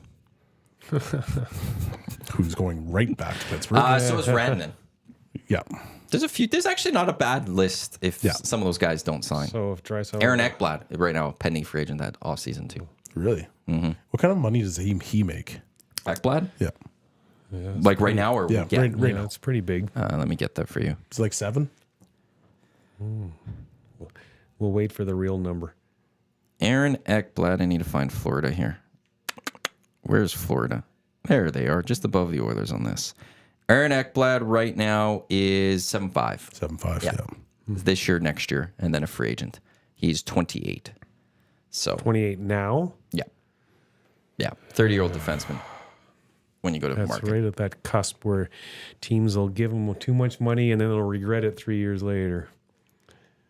I'd do that for Aaron Ekblad. I'd give him a 6-year deal. Would you? I think so. What if you just gave him a 4? I think when you're the Oilers, to get people, you do have to give those extra years. Yeah, that's fair. I think that like there is that's part fair. of in Edmonton the selling point. Like we could talk about the cup all we want and getting close. That's there, but we've seen it. You know, It's true. People said about Zach Hyman's contract right away is, that last year is going to be rough. Maybe the last 2 years are going to be rough, but you're hoping those first 4 or whatever, that's the good years. Yeah. And I would do the same. I think Aaron Ekblad, it's okay. Well, how do you get him to Edmonton? You might have to give him an extra year or 2. That's like the winter tax. Yeah. That's a great way to put it, I'm actually. giving you an extra Yes. year because of winter. Like I know that you've been kicking it up, Yep. in the middle of February. Your feet are on, it's buried in the sand. Yeah, Get a golfing case every of beer day. next to you. Yeah. And you deal with it later. You got your Maserati ripping around the city. Yeah. You'll get your F-150 here. Yeah, So you just keep your Maserati or your Ferrari down there. And maybe by the end of that one, maybe the roads will be good enough that by you the end can of that have it. contract, though, we'll be going to Team 34 in the NHL, and you could offload his contract to that expansion team. And the golf simulator options here in Edmonton don't quite match up. They with do that, not. Do they? No, No. not quite. did you not see Rashog's golf simulator on the morning show today? I did not. No, he got one in his house. Did he? Garage. In his garage. garage. Yes. Oh. All right. Always, it's a basement. Put it in your basement. Well, if you got enough roof space, you need got pretty 10 significant feet. roof space. Yeah. That is the dream for me when I get a house one day. And it's gonna be. I'll throw money at it. Like I'm definitely never getting married or having kids. Sorry, love mom and it. dad. Yeah. I need my golf simulator. You know. This is way more important. It's time now for the EST FlyAway keyword here on the EST Hangout, presented by Whiteclaws. 2 nonstop flights, 3 nights accommodations, tickets to Cirque, presented by our partners in Vegas, the LV, CVA, and FlyYEG, the Edmonton International Airport. Nonstop flights to over 50 destinations. Your sports trip starts with a nonstop flight from FlyYEG. Visit flyyeg.com for more information. My flight to Atlanta nonstop for Canada and Argentina for Copa America is going to be cheaper than the tickets potentially. Those tickets are going high, and I got a great deal through FlyYEG to get down to Atlanta. But we want to send you to Las Vegas. Like I said, flights, accommodations, tickets on us, as well as our partners, FlyYEG and the LV CVA. Today's keyword is spades. Spades, 780-218-9999. Text Spades right now. Zach to come will give someone a call in the next 5 minutes, but that is your EST FlyAway keyword for today, Spades, to 780-218-9999, and you could potentially be in the grand prize draw April 26th. As on the morning show, we'll send someone to Las Vegas. If you're the winner, you have 2 months to book. You have 12 months, though, to travel. So thank you to our partners there. But Spades, see, so not a bad word. That's not bad. That's a lot better than hockey. Right. It's not terrible. It's not the best, but it works. Yeah. You know, it works pretty well. I would have to say. You did yes. Today was that one wasn't too bad. So again, Spades 780-218-9999, and keep your phone on because Acticum will be giving someone a call in the next 5 minutes, and if you don't answer, he goes on to the next person, just like that. Just like that. Just like that. I want to get into our next conversation, but I'll wait till we get it. It's gonna be we'll have to stop it in 5 minutes. Well, what's the topic going to be? Well, we got to talk Kane and Perry and all of that. We got to get into that. But actually, so Masters week, glorious week, one of the best weeks of the year, hands down. You were so enthralled with Masters week, you were looking at pictures of the driving range and drooling this morning. Well, one, their practice facility is beautiful. And two, Tiger was on the course there, or he was practicing. That's where we got it. That's what made me drool. He was by himself, practicing at Augusta. He's there. Yes, he's there. Is he going to play? He's playing. Will he play well? Does he make the cut? No. Oh, I know, and I can't believe I said that, but he'll find a way. He'll have one great day on Thursday or Friday, likely Thursday. Thursday. Then and Friday, he will find a way to just get across that cut line. I hope you're right. And then he did that a couple years ago, and then he was awful on the weekend. So I don't know. It's just I just wish his health would just be good enough that he can get around. And Augusta is very hilly. He can't walk. If he'd just take the exemption, take a cart, he'd be a contender. Is he allowed? He could. They had other people. What was that one guy a number of years back that had that limp that took a cart? I'm gonna forget his name right now. I don't think Tiger can do that. Well, he can. No, I don't think. Just not. I don't think he wants to win he'll that never way. do it. No, he won't because he's Tiger. He doesn't want to. He doesn't want to take a cart when everyone else is walking. There's too much pride there. Exactly. Yeah. But it's a pride thing, an ego thing. It's not. He can't walk. He can't win another Masters in a cart. Could you imagine? I'm sorry. Casey Martin. You're driving up to the green to get your winning putt in? No, you got to walk that. Casey Martin. That was the guy's name that got an exemption. Yeah, say no one cares about him. Well, he wasn't Tiger Woods. Except Casey Martin and his family. Well, Apologies.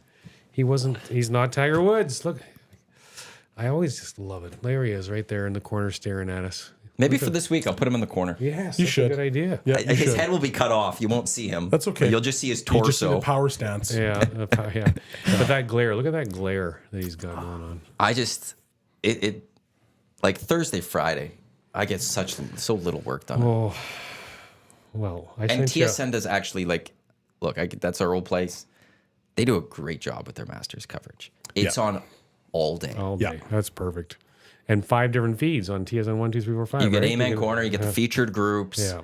Duffy and the panel keep popping in, and then at 1 o'clock they get taken over by the U.S. national deal. Again, I forgot who the Thursday, Friday is, but then it's CBS, and it's just absolutely beautiful. Mm-hmm. And it's just like you get to lie down on a Saturday and Sunday with that sound on. It's just I'm just fearful this week that Scheffler's going to run away and hide on everybody, and I hope it doesn't turn out that way. I mean, if Scheffler wins, that's great, but I just want it to be a really competitive tournament that keeps us on the edge of our seat all weekend long. Yeah, I hope so too. You never want it over after 9. Like, you don't want to be going to the final 9 holes going, somebody's got like a 4-shot lead, 5-shot lead. Yeah. And that's any Which major. is dissipated once you get to Amen Corner. But when you're Scotty Scheffler, like if you are, like it's not like they're going to play it well enough that they're going to get their pars and they're not going to take the challenges. I'm hoping we could get a nice couple guys pushing each other. whether that's Scheffler and Rahm or Scheffler and McIlroy or maybe all three or something, maybe Patrick Cantlay comes into the mix. Like a couple of guys that, like, even if it's a 2-shot lead or whatever, where you hope, oh, maybe he can make the one mistake. Maybe he makes the one mistake and then that other guy's right there. Yeah. I will be in heaven. Another name, I don't like this player at all, and not very many people do, but he just seems to show up in the Masters every year, is Patrick Reed. I think that we're going to see his name looming around the leaderboard all week too. I would hate that. You're right, though. He always does show up, doesn't he? He does. He just gets it done every year. I mean, he doesn't win, but every year, but he's there. He is a past champion. Like, so as much as I hate to say it, he's another kind of dark horse, if you will, name that I think we may see up there. Who's the other one that's McIlroy always has that one round that just destroys him. Yes. But he'll still be there. On Saturday, Sunday, though, he's going to, like, either Sunday he's going to be in contention and he's going to be terrible. Yeah. I've seen this story before. Or Saturday he's going to be disastrous. And then all of a sudden Sunday when you're throwing on the leaderboard, you're going to be like, oh, McIlroy's like -8 today. And he's 2 back, and then he doesn't win. And you're like, well, imagine if you didn't have such a bad Saturday, Rory. Yep, every single time. Every single time. Another guy that makes the cut no matter how old he gets, Freddie Couples. A guy plays Augusta so well, you know, like he's always making the cut, even though he's like, how old now? Freddie Couples? Yeah, he always does well at Augusta. Get to work. It's just the best. Do your work. I just want to talk Masters still. Like, see, we shouldn't have got into that. It's time now to speak to our qualifier for the EST FlyAway. Zach, what do we got? Shannon, congratulations. You are into the mix. Have you ever been to Las Vegas before? Oh, I don't think she's connected to the board there. I had it connected. Oh, just one moment. Just one moment. We will see. I can hear her. Well, she was on the phone. Was she on the phone over there? Okay. So she's not coming through the board though right now. So it's just got to be connected. She's been to Vegas before. I heard her say it. Is Shannon, do I have you on the air now? No, it's not connecting. No. Oh, well, it's not connecting. Bluetooth. Hold on, just a moment here. We're trying. We've actually been it's been a while since we've had a little bit of an issue. I think we've only had it twice this whole time that we've been doing the EST FlyAway. So stuff happens. We know it's Shannon. We know she's been to Vegas before. At least 3 of us do. Yeah, our listeners don't. We've now told them that. If it doesn't connect, that's okay. That's fine then.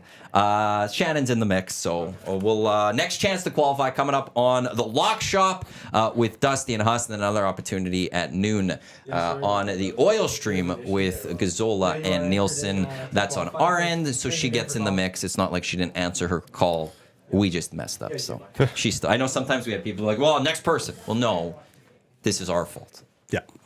It's their board's fault. It's not. They didn't answer. So Shannon, though, into the draw. Let's get to Hangout headlines, which is presented by the Ranch Golf and Country Club, offering premier conditions, top-notch service, unmatched value. They open tomorrow. First tee time. What's first tee time now? 10. We're just going to start at 10 for a while, just in case there's frost issues and things like that. But it is a great choice and really the only choice for whether your first round of the season or any round of the season. Be sure to check them out, theranchgolf.com. Hangout headlines. I said wanted to get into this Kane Perry thing. I'll start with this. Belle, you've been in many, many locker rooms. Is this a big deal, what we saw between Perry and Kane on the bench? I don't think it is. Okay. Because obviously we've seen this. We've seen it almost every single year. Do you remember a couple of years ago, McDavid was lighting up Puljujarvi for not getting a puck out? Yeah. There's certain times where I think, you know, if this was a situation where it's happening every single game. 2 guys now. It's 2 guys, yeah, I understand that. But, like, how many games apart has that been? A few. It's been a few. Like, you know, it is what it is. To me, like, when I look at this situation, you know, some people will argue, is there stuff going on in the dressing room? And nobody really knows the answer to that. There's rumblings, there's rumors. But if you're not in the room, you actually don't ever 100% know. I don't care how close you are as media. 100%. You're not in the room. Yeah. And there's a difference. 100%. So when I look at this now and knowing that, I say, okay, well, Perry's a competitor. And in that particular situation, and I think what happened or led up to that was Kane just threw a puck up the middle of the ice for 0 reason. He's just trying to throw it as opposed to keeping it on the wall, maybe cycling it. And Perry thought it was a bad play. I don't know. So he comes off and he's like, hey, man, like, keep that down low. Kane fires back. Well, I thought so. No, keep that down low. Maybe expletive. So maybe there's a little bit of that fire going on where it's like, hey, we understand where we're at as a team, and we can't have those plays, much like the Puljujärvi situation where he didn't get the puck out. Well, now you just cost us. Instead of us having potentially an opportunity to score, we're now back checking. We're chasing the puck again. In the Puljujärvi situation, it was, well, we're staying in the D zone because you can't get the puck out. So maybe there's some frustration with that. I don't know. But to me, like, from both of those situations, not knowing what it's like in the room or what the relationship is between those players, to me, it seems like guys are understanding where they're at. They're gearing up for playoffs. They're saying these little mistakes can't happen. The lack of effort, the whatever, it's time. We need to fix that, and we need to be better. What's your take? I'm curious because you say he's gone this summer. Yeah, for and sure. I'll go to that. But like Elliot Freeman, I think somebody texted in this morning saying on one of his podcasts, he says that it sounds like the Oilers leadership group are taking it amongst themselves to try to push Evander Kane and get him ready for playoffs, and like want to hold him accountable to be there because he hasn't been great. He hasn't been great, yeah. but. Again, we talked about this last week. For me, I don't care if Evander Kane's not that great in the regular season. Right. As long you as want it for the playoffs. That's what matters. Yep. Right. He's a we'll guy see. that can flick the switch. And so, but it sounds like the leadership group's making sure that they push him to make sure that switch gets flipped. I think it's not a coincidence that we've seen a number of various media people start throwing out the idea of Kane not being here in the summer. You've had, I know it's on Rashad's Got Your Back podcast. There were mentions of some maybe a little bit of issue starting to grow between Kane and some players. Frank Saravalli of Daily Faceoff has thrown some stuff out there. It's starting to be thrown out there. And you have to ask, how is that stuff getting out there? Why is that stuff being thrown out there? And to me, that says the Edmonton Oilers are laying the groundwork to show so that when they make this move or attempt to make this move, because in the end, he does have the no move clause. So I guess the one thing that would stop him from being traded, he could sit there the entire time like, I'm not going anywhere. Yeah. But I think there's a reason all that's happening. There's a reason all those stories are coming out this year, because the Oilers are preparing to make that move because it's time to move on from Evander Kane. So he came here with a big history Yes. Yeah. of being a troublemaker and Wearing out his welcome. and wearing out his welcome. So what I have heard from my friends and people that I know that are in and around the dressing room in here is that he marches to the beat of his own drum and he does what he wants to do when he wants to do it and not what the team is saying. This is what our schedule is. He doesn't care what the team's schedule is. He cares what his schedule is, and he just does what he wants when he wants to do it. That, from being involved in junior hockey for a long time and Belzy being in the NHL and what you do, if one guy thinks he can do whatever the hell he wants and doesn't do what the team is doing, that causes huge issues. Yep. And so my understanding is that that's been going on from day one since he's been here, and he's probably wearing out his welcome. And that's the history of Evander Kane. And look, if he goes and produces in this playoffs, no one's going to care really about all this right now. But and nor in should the they. dressing room, it still has an impact. And it would. And now, do I think that's where the frustration comes with Corey Perry? I'm not going to. I always will take this. Dave Jamieson always saying, you've been in the locker room, so JMO with his Elks is that no one ever knows. If you're not in behind closed doors, you just don't really know. That I'm not going to sit here right now and say that they're connected. But I think all the stories that we've seen of prior to this leads me to believe then, at the very least, if he's not gone this summer, the Oilers are going to be trying. They'll try to get rid of him. Get rid of Evander Kane this summer because they're seeing that, okay, now's the time. The welcoming starting, the shine's coming off slightly. 100%. Maybe it's not fully, maybe it's not a lot, maybe it's just a little bit, but there is a little bit. And it's at what point do you then just send that away? And I think that's where we're at now. As for the one worry I would have for this one is that it's the second time that there's been the argument, right? Like that's when it happens a second. Now it's okay. Well, are we getting? If is this a pattern now? Whereas one time it's players get frustrated with each other, teammates can get frustrated with each other. Happens. Always. And it happens a lot more than most people think because behind closed doors, that stuff is going to happen. Absolutely. We saw Mike Smith as a goalie. Like he was yelling at defensemen, Mike Smith right? is very fiery. Yeah. And he doesn't let you off the hook for whatever reason. And I think that's part of the reason why Holland would bring guys like that back. Because sometimes the Oilers need a little bit of that. You know, we've always seen that. Like, how sleepy do they start all the time? Well, at the end of the day, that's just accountability. Boys, we got to be ready. Yeah. So now you got guys starting to speak out about that. And for Kane, well, he hasn't been great. No. He's taken some bad penalties. And yes, we could all sit here and say, hey, once the playoffs happens, he gets back to his old self and he goes off, and we're probably not sitting here chatting about this. But at the end of the day, we still got to get there. These points matter. We have a chance to catch Vancouver for first. We want that. We can control our fate a little bit better in the sense that we get more home games as opposed to going to Vegas on the road, going to Vancouver on the road, whatever that looks like, right? Like, you just have an opportunity to do more with controlling your fate if you get that first place. So maybe they're just saying, hey, we need to crack down on this and we need to be better. What's wild is the Oilers could get first in the Pacific and still play Vegas. Yeah. I know. It's crazy. But They get that award and then, you know, it's And Hurdle's coming back this week. Hurdle's second line. Yeah. Logan Thompson's not too severe. No. And Aiden Hill's joining the team in Vancouver, but not playing. So he's And coming back. Mark Stone? I haven't seen anything of Mark Stone. Okay. Well, it's probably a little early. I think still. I wouldn't be surprised if Stone's not there to start the playoffs. I wouldn't be surprised either. Yeah. But Like, it seems like there's something actually decently wrong with him. And it'd be a little bit, but Hurdle being ready to go for them. That helps. Absolutely, it does. And they're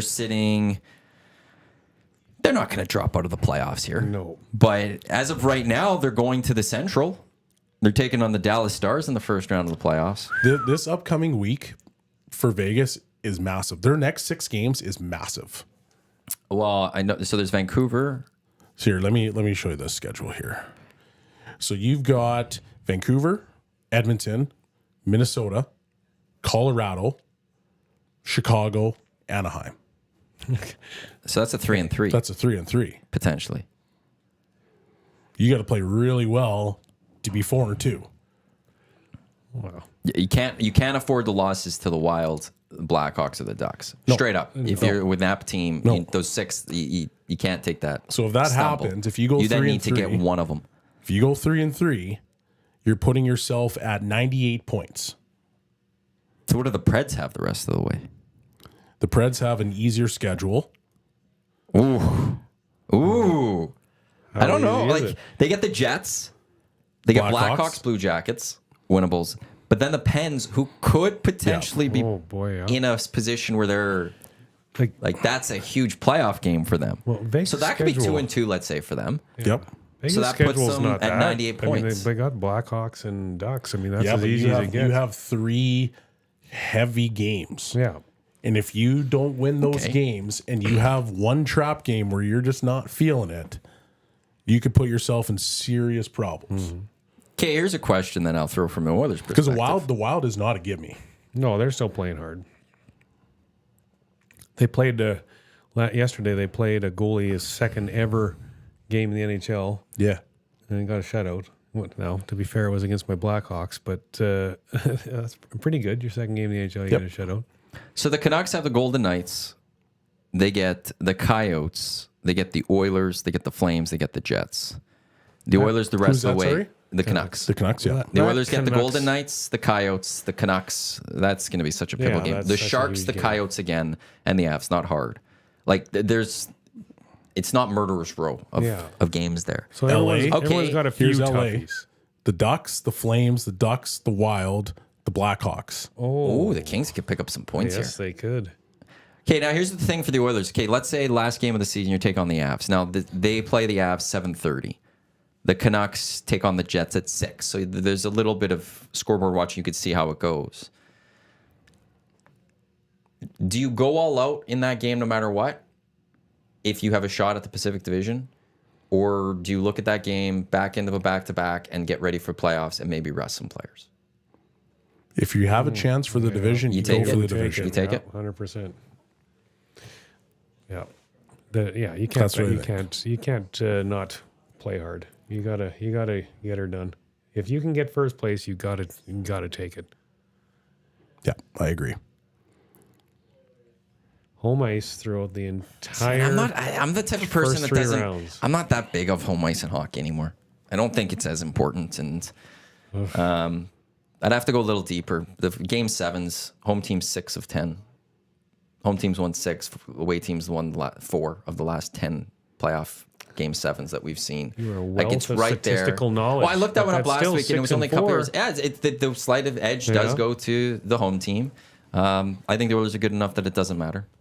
Straight up, they could go on the road and take down the Vancouver Canucks if they need to get that home ice. What's the Oilers' home and road record this year? The Edmonton Oilers are 26-8-3 at home, 21-16-2 on the road. Okay. So I think that's Bit of a pretty difference. clear that they're more comfortable Yep. and have a better chance of winning a game 7 if it's in Edmonton. I'm always I'm anti. I'm not the average hockey person where I do the load management type stuff. I believe in that stuff going into the playoffs. So I think the advantage for the Oilers in that situation, if that does come down to it, is the fact that the Canucks do play earlier. Because you could start that game going out, and if all of a sudden the Canucks win and they lock up the Pacific, all of a sudden McDavid and Draisaitl's minutes could severely drop, though. Sure. You could easily go into that third period and be like, you want to know something? They're going to see a shift here and there, but our third, fourth liners are going to play the majority of this game now because it's over. We can't get the Pacific. It's done. These guys go. So that there's the one advantage I think the Oilers do have if it comes down to that last day of the season. And I don't know if it will come down to that last game of the season. And the reason I say that is because you've got the Golden Knights, which is going to be your biggest game. It's going to be a massive game. Oilers are So I'm talking to the Oilers right now. So you got the Knights, then you have the Coyotes, and then you have the Canucks. And you're 3 points back with the game in hand. Saturday, April 13th, will be a very, very, very telling day. Because right now, let's just hypotheticals. And I need to knock on wood. The Oilers win that. You're now officially 1 point back of the Canucks. If everything stays the same, everything's moving forward the exact same way. And you're you have a now game in hand. 1 point back, and you have a game in hand. Then you have the Sharks, the Coyotes, and the Avs. Okay, but I'll also what if the Canucks win that and they're 3 up? Well, then it's over. Well, it's 3 up, but you have a game in hand, so you're still game up. You're only a I point think back. it'd be over at that Which point. then it could come down to that last game of the season, where if the Canucks lose and the Oilers win, they pass them. Yeah.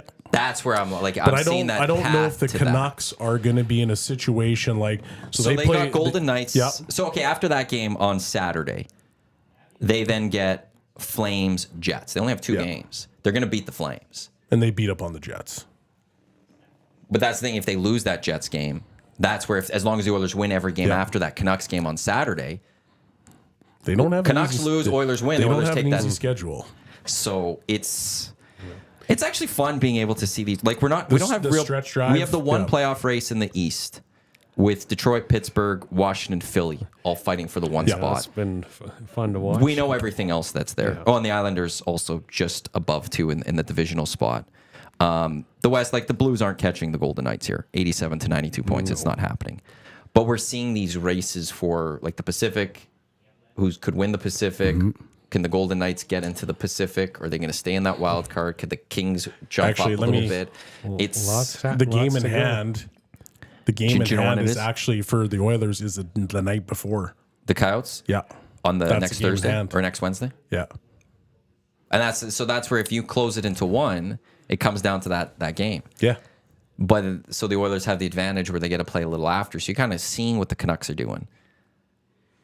Go all out, and if So- that game ends, boom. So it's April 8th, 10th, 13th, 16, and 18. That's what the dates for the Canucks. For Edmonton, you got 10, 12, 13. Those are your games. You'll find out pretty quickly where you're at. Also, again, if the Oilers are a home team to start, they'll start on the Sunday because they have something at Rogers on the Saturday. Oh, really? Yeah, there's an event, Esaki, Is it Seiki or the something. beer league? I can't. There's Belleville's team there's playing? some sort of a thing happening at Rogers on the Saturday. So unless they move that, the Oilers will start on the Sunday. But if I'm the Oilers, I'm not trying to It move might. that. Well, I don't even know if it is a beer league. So I found out like Rogers got 3 dates for beer league. Oh no, it's not beer league. It's not beer league. No, it's like some guy like Esaki or something. I really? I don't know who he is. Because we play there tonight. Yeah, no, but if I'm the Oilers, yeah, he is some singer-songwriter. So he's coming on the 20th. But if I'm the Oilers, I'm definitely making sure, like, I'd be like, oh, to the NHL, I can't move this date. It's impossible. Because they play on Thursday. Yeah. I'm taking that extra day. Back-to-back, and I think 5 of the 8 playoff teams in the West play on that Thursday. Yep. So you don't want to be that team that's stuck on the Saturday. No. So you're easily going to the, oh, yeah, we can't move this concert. Not a chance. Oh, I'm so sorry. We're starting on the Sunday. Is this another concert where like nobody's ever heard of the guy, but unless you're under a certain I age don't and you know. also like because I've never heard of this. Person. Noah Khan is the one you were thinking I of did before. listen to some Noah Khan. Did you like it? Yeah, it was okay. I didn't mind it at all. I skipped a couple of songs that I'm like, didn't like that one, but yeah, I listened to quite a few. It was good. He had a Grammy nomination. Noah recently? Khan? No. This other guy. Oh, did you know who Noah Khan was? Asaki No, I have no Seiki. idea. Yeah. See, that's you're I don't on know too. who this guy is. I mean, so is this game 1 of your best of 5? Well, it's game 3. Game 3. What's the status right now? 1-1. Ooh, this is going the distance. Wow. I hope not, because our Friday is going to be very busy. We got like ID skates and we got all sorts of stuff going on Friday. So I do not need this thing to go Well, what time's your game though? You'll be tonight, 8 o'clock. But on Friday, 8:15. 8:15. So yeah, you have a time for a little. No, because late we've afternoon nap. we've got ID skates that go all the way till they finish at 6:15 or 6:30. So coming in hot to Casey Arena, like no, thank you. Not a single person has messaged whether they know this guy or not. So Yeah. I haven't seen anyone say it's pronounced this way. So yeah, I have no idea. The nasty chat was buzzing when we were getting in some of those earlier Oiler conversations. Hilarious. The dry settle ones. Oh, those yeah. Hilarious. They're not Today? happy with you Today. No, You're they're talking not. about or today. They're not happy. Yeah. He needs to give himself his head a shake. Yeah. Oh well. I love it. It's gonna be It's going to be interesting. It's going to be interesting to see. I said the same thing about the Leafs last year. It was fascinating going into that Yeah. offseason to see what was going to happen with Austin Matthews. Yeah. They got the deal done. Now it's going to be fascinating offseason because this is tied to me a little bit to McDavid. Like if Draisaitl signs, it's at that point it's just done. McDavid's staying. Yeah. Like I think most people believe that he's going to stay too. staying. But like Yeah. if Draisaitl signs, that's clear that McDavid and them like Yeah. we're doing this. Yeah. We're doing this together here, and no one has to worry it anymore about that. But ultimately, I mean, that's what free agency is. It's up to Leon Draisaitl where he wants to go, and maybe Leon Draisaitl would like to go somewhere and be the guy. And if he wants to, if he wants that, He still is the guy. well, he'll never be the guy playing with Connor McDavid. So if he wants to be the guy and be the top player on his own team and kind of be that, then no one can begrudge him that, and it's going to happen. So if that's going to happen, I'm not saying it is. I have no idea. You could be Travis Kelce to Pat Mahomes. He's got to Travis Kelce loved. If that's what, but if that's what he wants, the Oilers need to figure it out. What about Tyreek? Tyreek He's became gone. unbelievable in Miami. In Miami, That's all I'm saying. Yeah. Not dating T Swift. Oh, God. Yeah. Boy, I don't.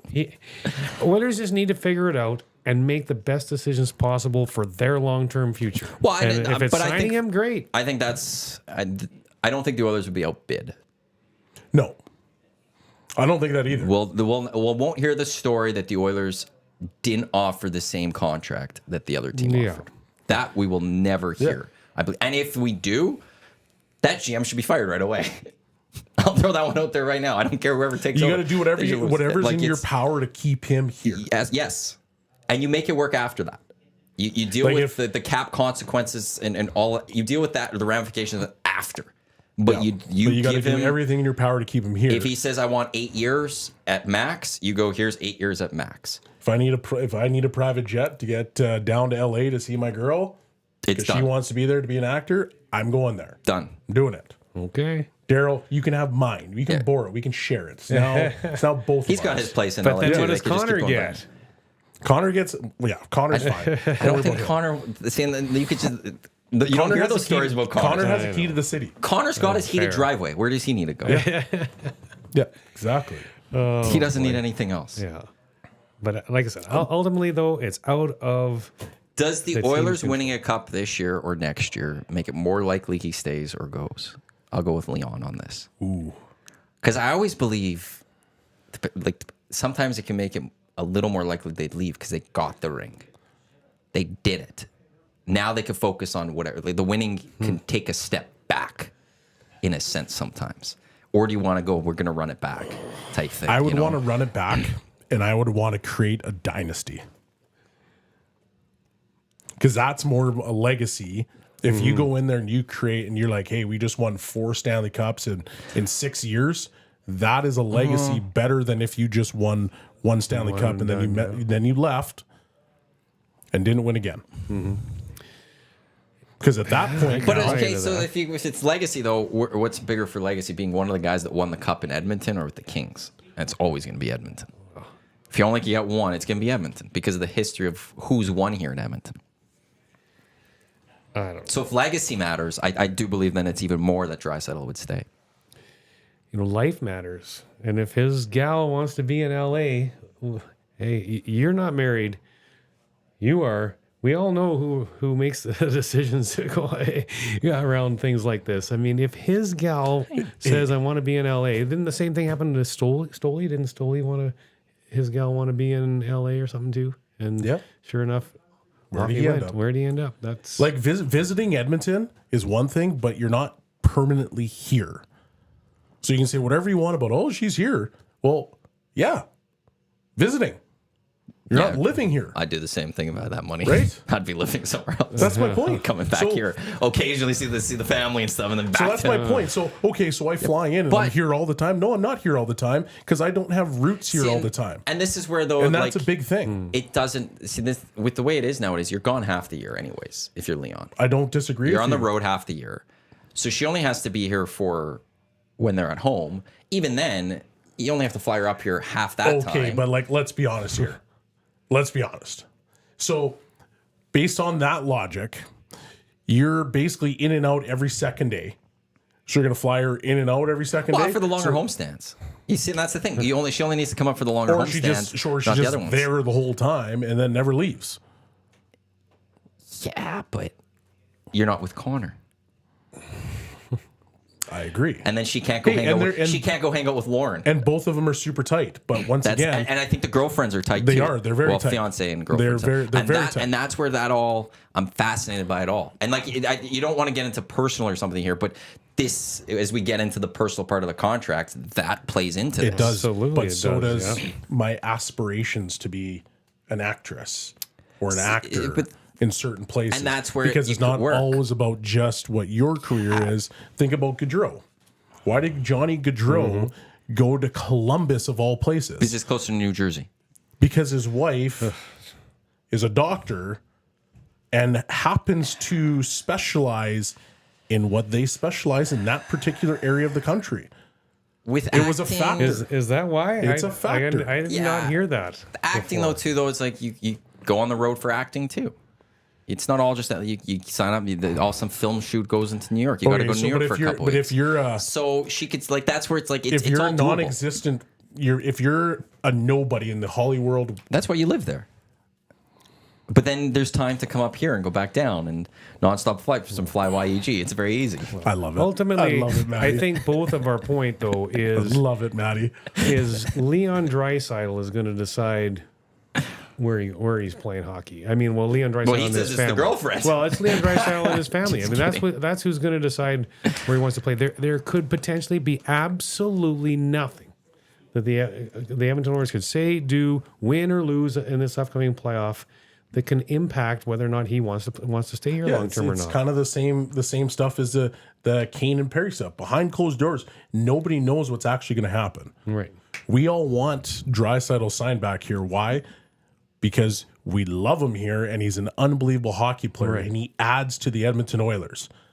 But at the end of the day, when he sits at home and he flies back to Mallorca at the end of the season and he's with his wife for 4 months, or his girlfriend, excuse me, then what? We should play in LA. We should play in LA. You know how it is when you have a wife or a girlfriend.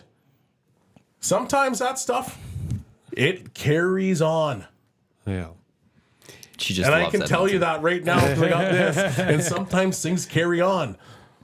And you got one too. I do so. And you don't have, do so you not don't have even one. know. Yeah. Right now, 15, going to 15 degrees in Edmonton. Tomorrow, 12. Wednesday, sunny, like 12. Thursday, 15. Friday, 18. Saturday, 16. Sunday, 14. Are we done with winter? What I'm saying is we got to get to the Ranch Golf and Country Club to do that's some a good golfing. idea. Ranchgolf.com. Love You ready it. for tomorrow? Yes, Opening absolutely. day. Can't wait. Can't wait. It's been, it hasn't been that hard a winter here, but I miss golf. I miss seeing people come and playing at the ranch and ready to go. I don't want to talk about the weekend because I don't want to know. When's your first round when you guys officially open? When are you getting on? Are you getting on tomorrow? No. Or are you too busy? I'll practice all week and Yeah. I'll play my Sunday match. KK's going down. That's big. That returns on Sunday? The KK match on Sunday, but yeah, I'll just practice all week and play Sunday. Who's going to win the Masters? No idea. I won't even get into a pool because I have no idea. Who's got it? Scotty or the field? I'd take Scotty. Yeah? Yeah, I don't. It's hard to want do that in golf. There haven't been many golfers you do that for. I know. Tiger's one but of that you'd always do that for, but he's Scotty's just- become that spot where it's you have to almost take him versus the field. Yeah, he's just playing so well. He plays well at Augusta. It's tough to think that he's not going to win. He's plus 450 on CoolBet for the odds.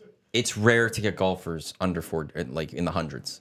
Usually, you're talking plus thousands or whatever Yeah. because golf is so hard, and Right. to pick the one winner out of the field of however many is difficult. But he's playing so well, plus 450 for Scotty Scheffler. Like to think that he would not be in the top 5 that'd be a ludicrous bet to make that. Yeah, I'd agree. Yeah. There's some way he's at least gonna be in the contention. Yeah, 100%. Now, could Rahm stay there though and fight for his green jacket? well, He's playing well on Live. And last year, He's actually been playing well. Some of the live guys were Yes. right up there in the top of the leaderboard, so I think we probably should expect that again. The first of 4 times this year, we get all the best in the world I coming know, together. best and on it's- best. That's miss that. It's the way it should be. Exactly. That's about it for the EST Hangout presented by Whiteclaws. Next, it is the Lock Shop with Dusty and Huss, who continue their hot streak going, including getting the golf win this past weekend. They have your next keyword for the EST FlyAway. Then noon, Tom Gazzola, probably still at the rink, I would think, because Oilers practice at 11. He'll join Dusty on the Oil Stream as they'll get you set for as the Oilers getting set for the big game on Wednesday. Sean Murray, thanks for coming in. Great you. chat. good. On behalf of Sean Murray, I'm Matt. Thanks for tuning in to the EST Hangout on this Monday. Again, the ranch opening up tomorrow. TheRanchGolf.com for your tee times this summer. Be sure to check them out if you never have. If you have, I know then you're going to be checking out this year because how could you not? How could you not? Thanks for tuning in here live on TuneIn, iHeartRadio, EdmontonSportsTalk.com, as well as those watching on YouTube. Enjoy the rest of your Monday and the solar eclipse. Lock Shop starting in just a few minutes. Let's go. There you go, right in front of the camera. First-time guest, long-time listener, fan of the original draft commissioner. Welcome to the EST Hangout presented by Whiteclaw Hard Seltzer. The difference is clear. Matt Iwanyk, Tom Zola with here. Joining us today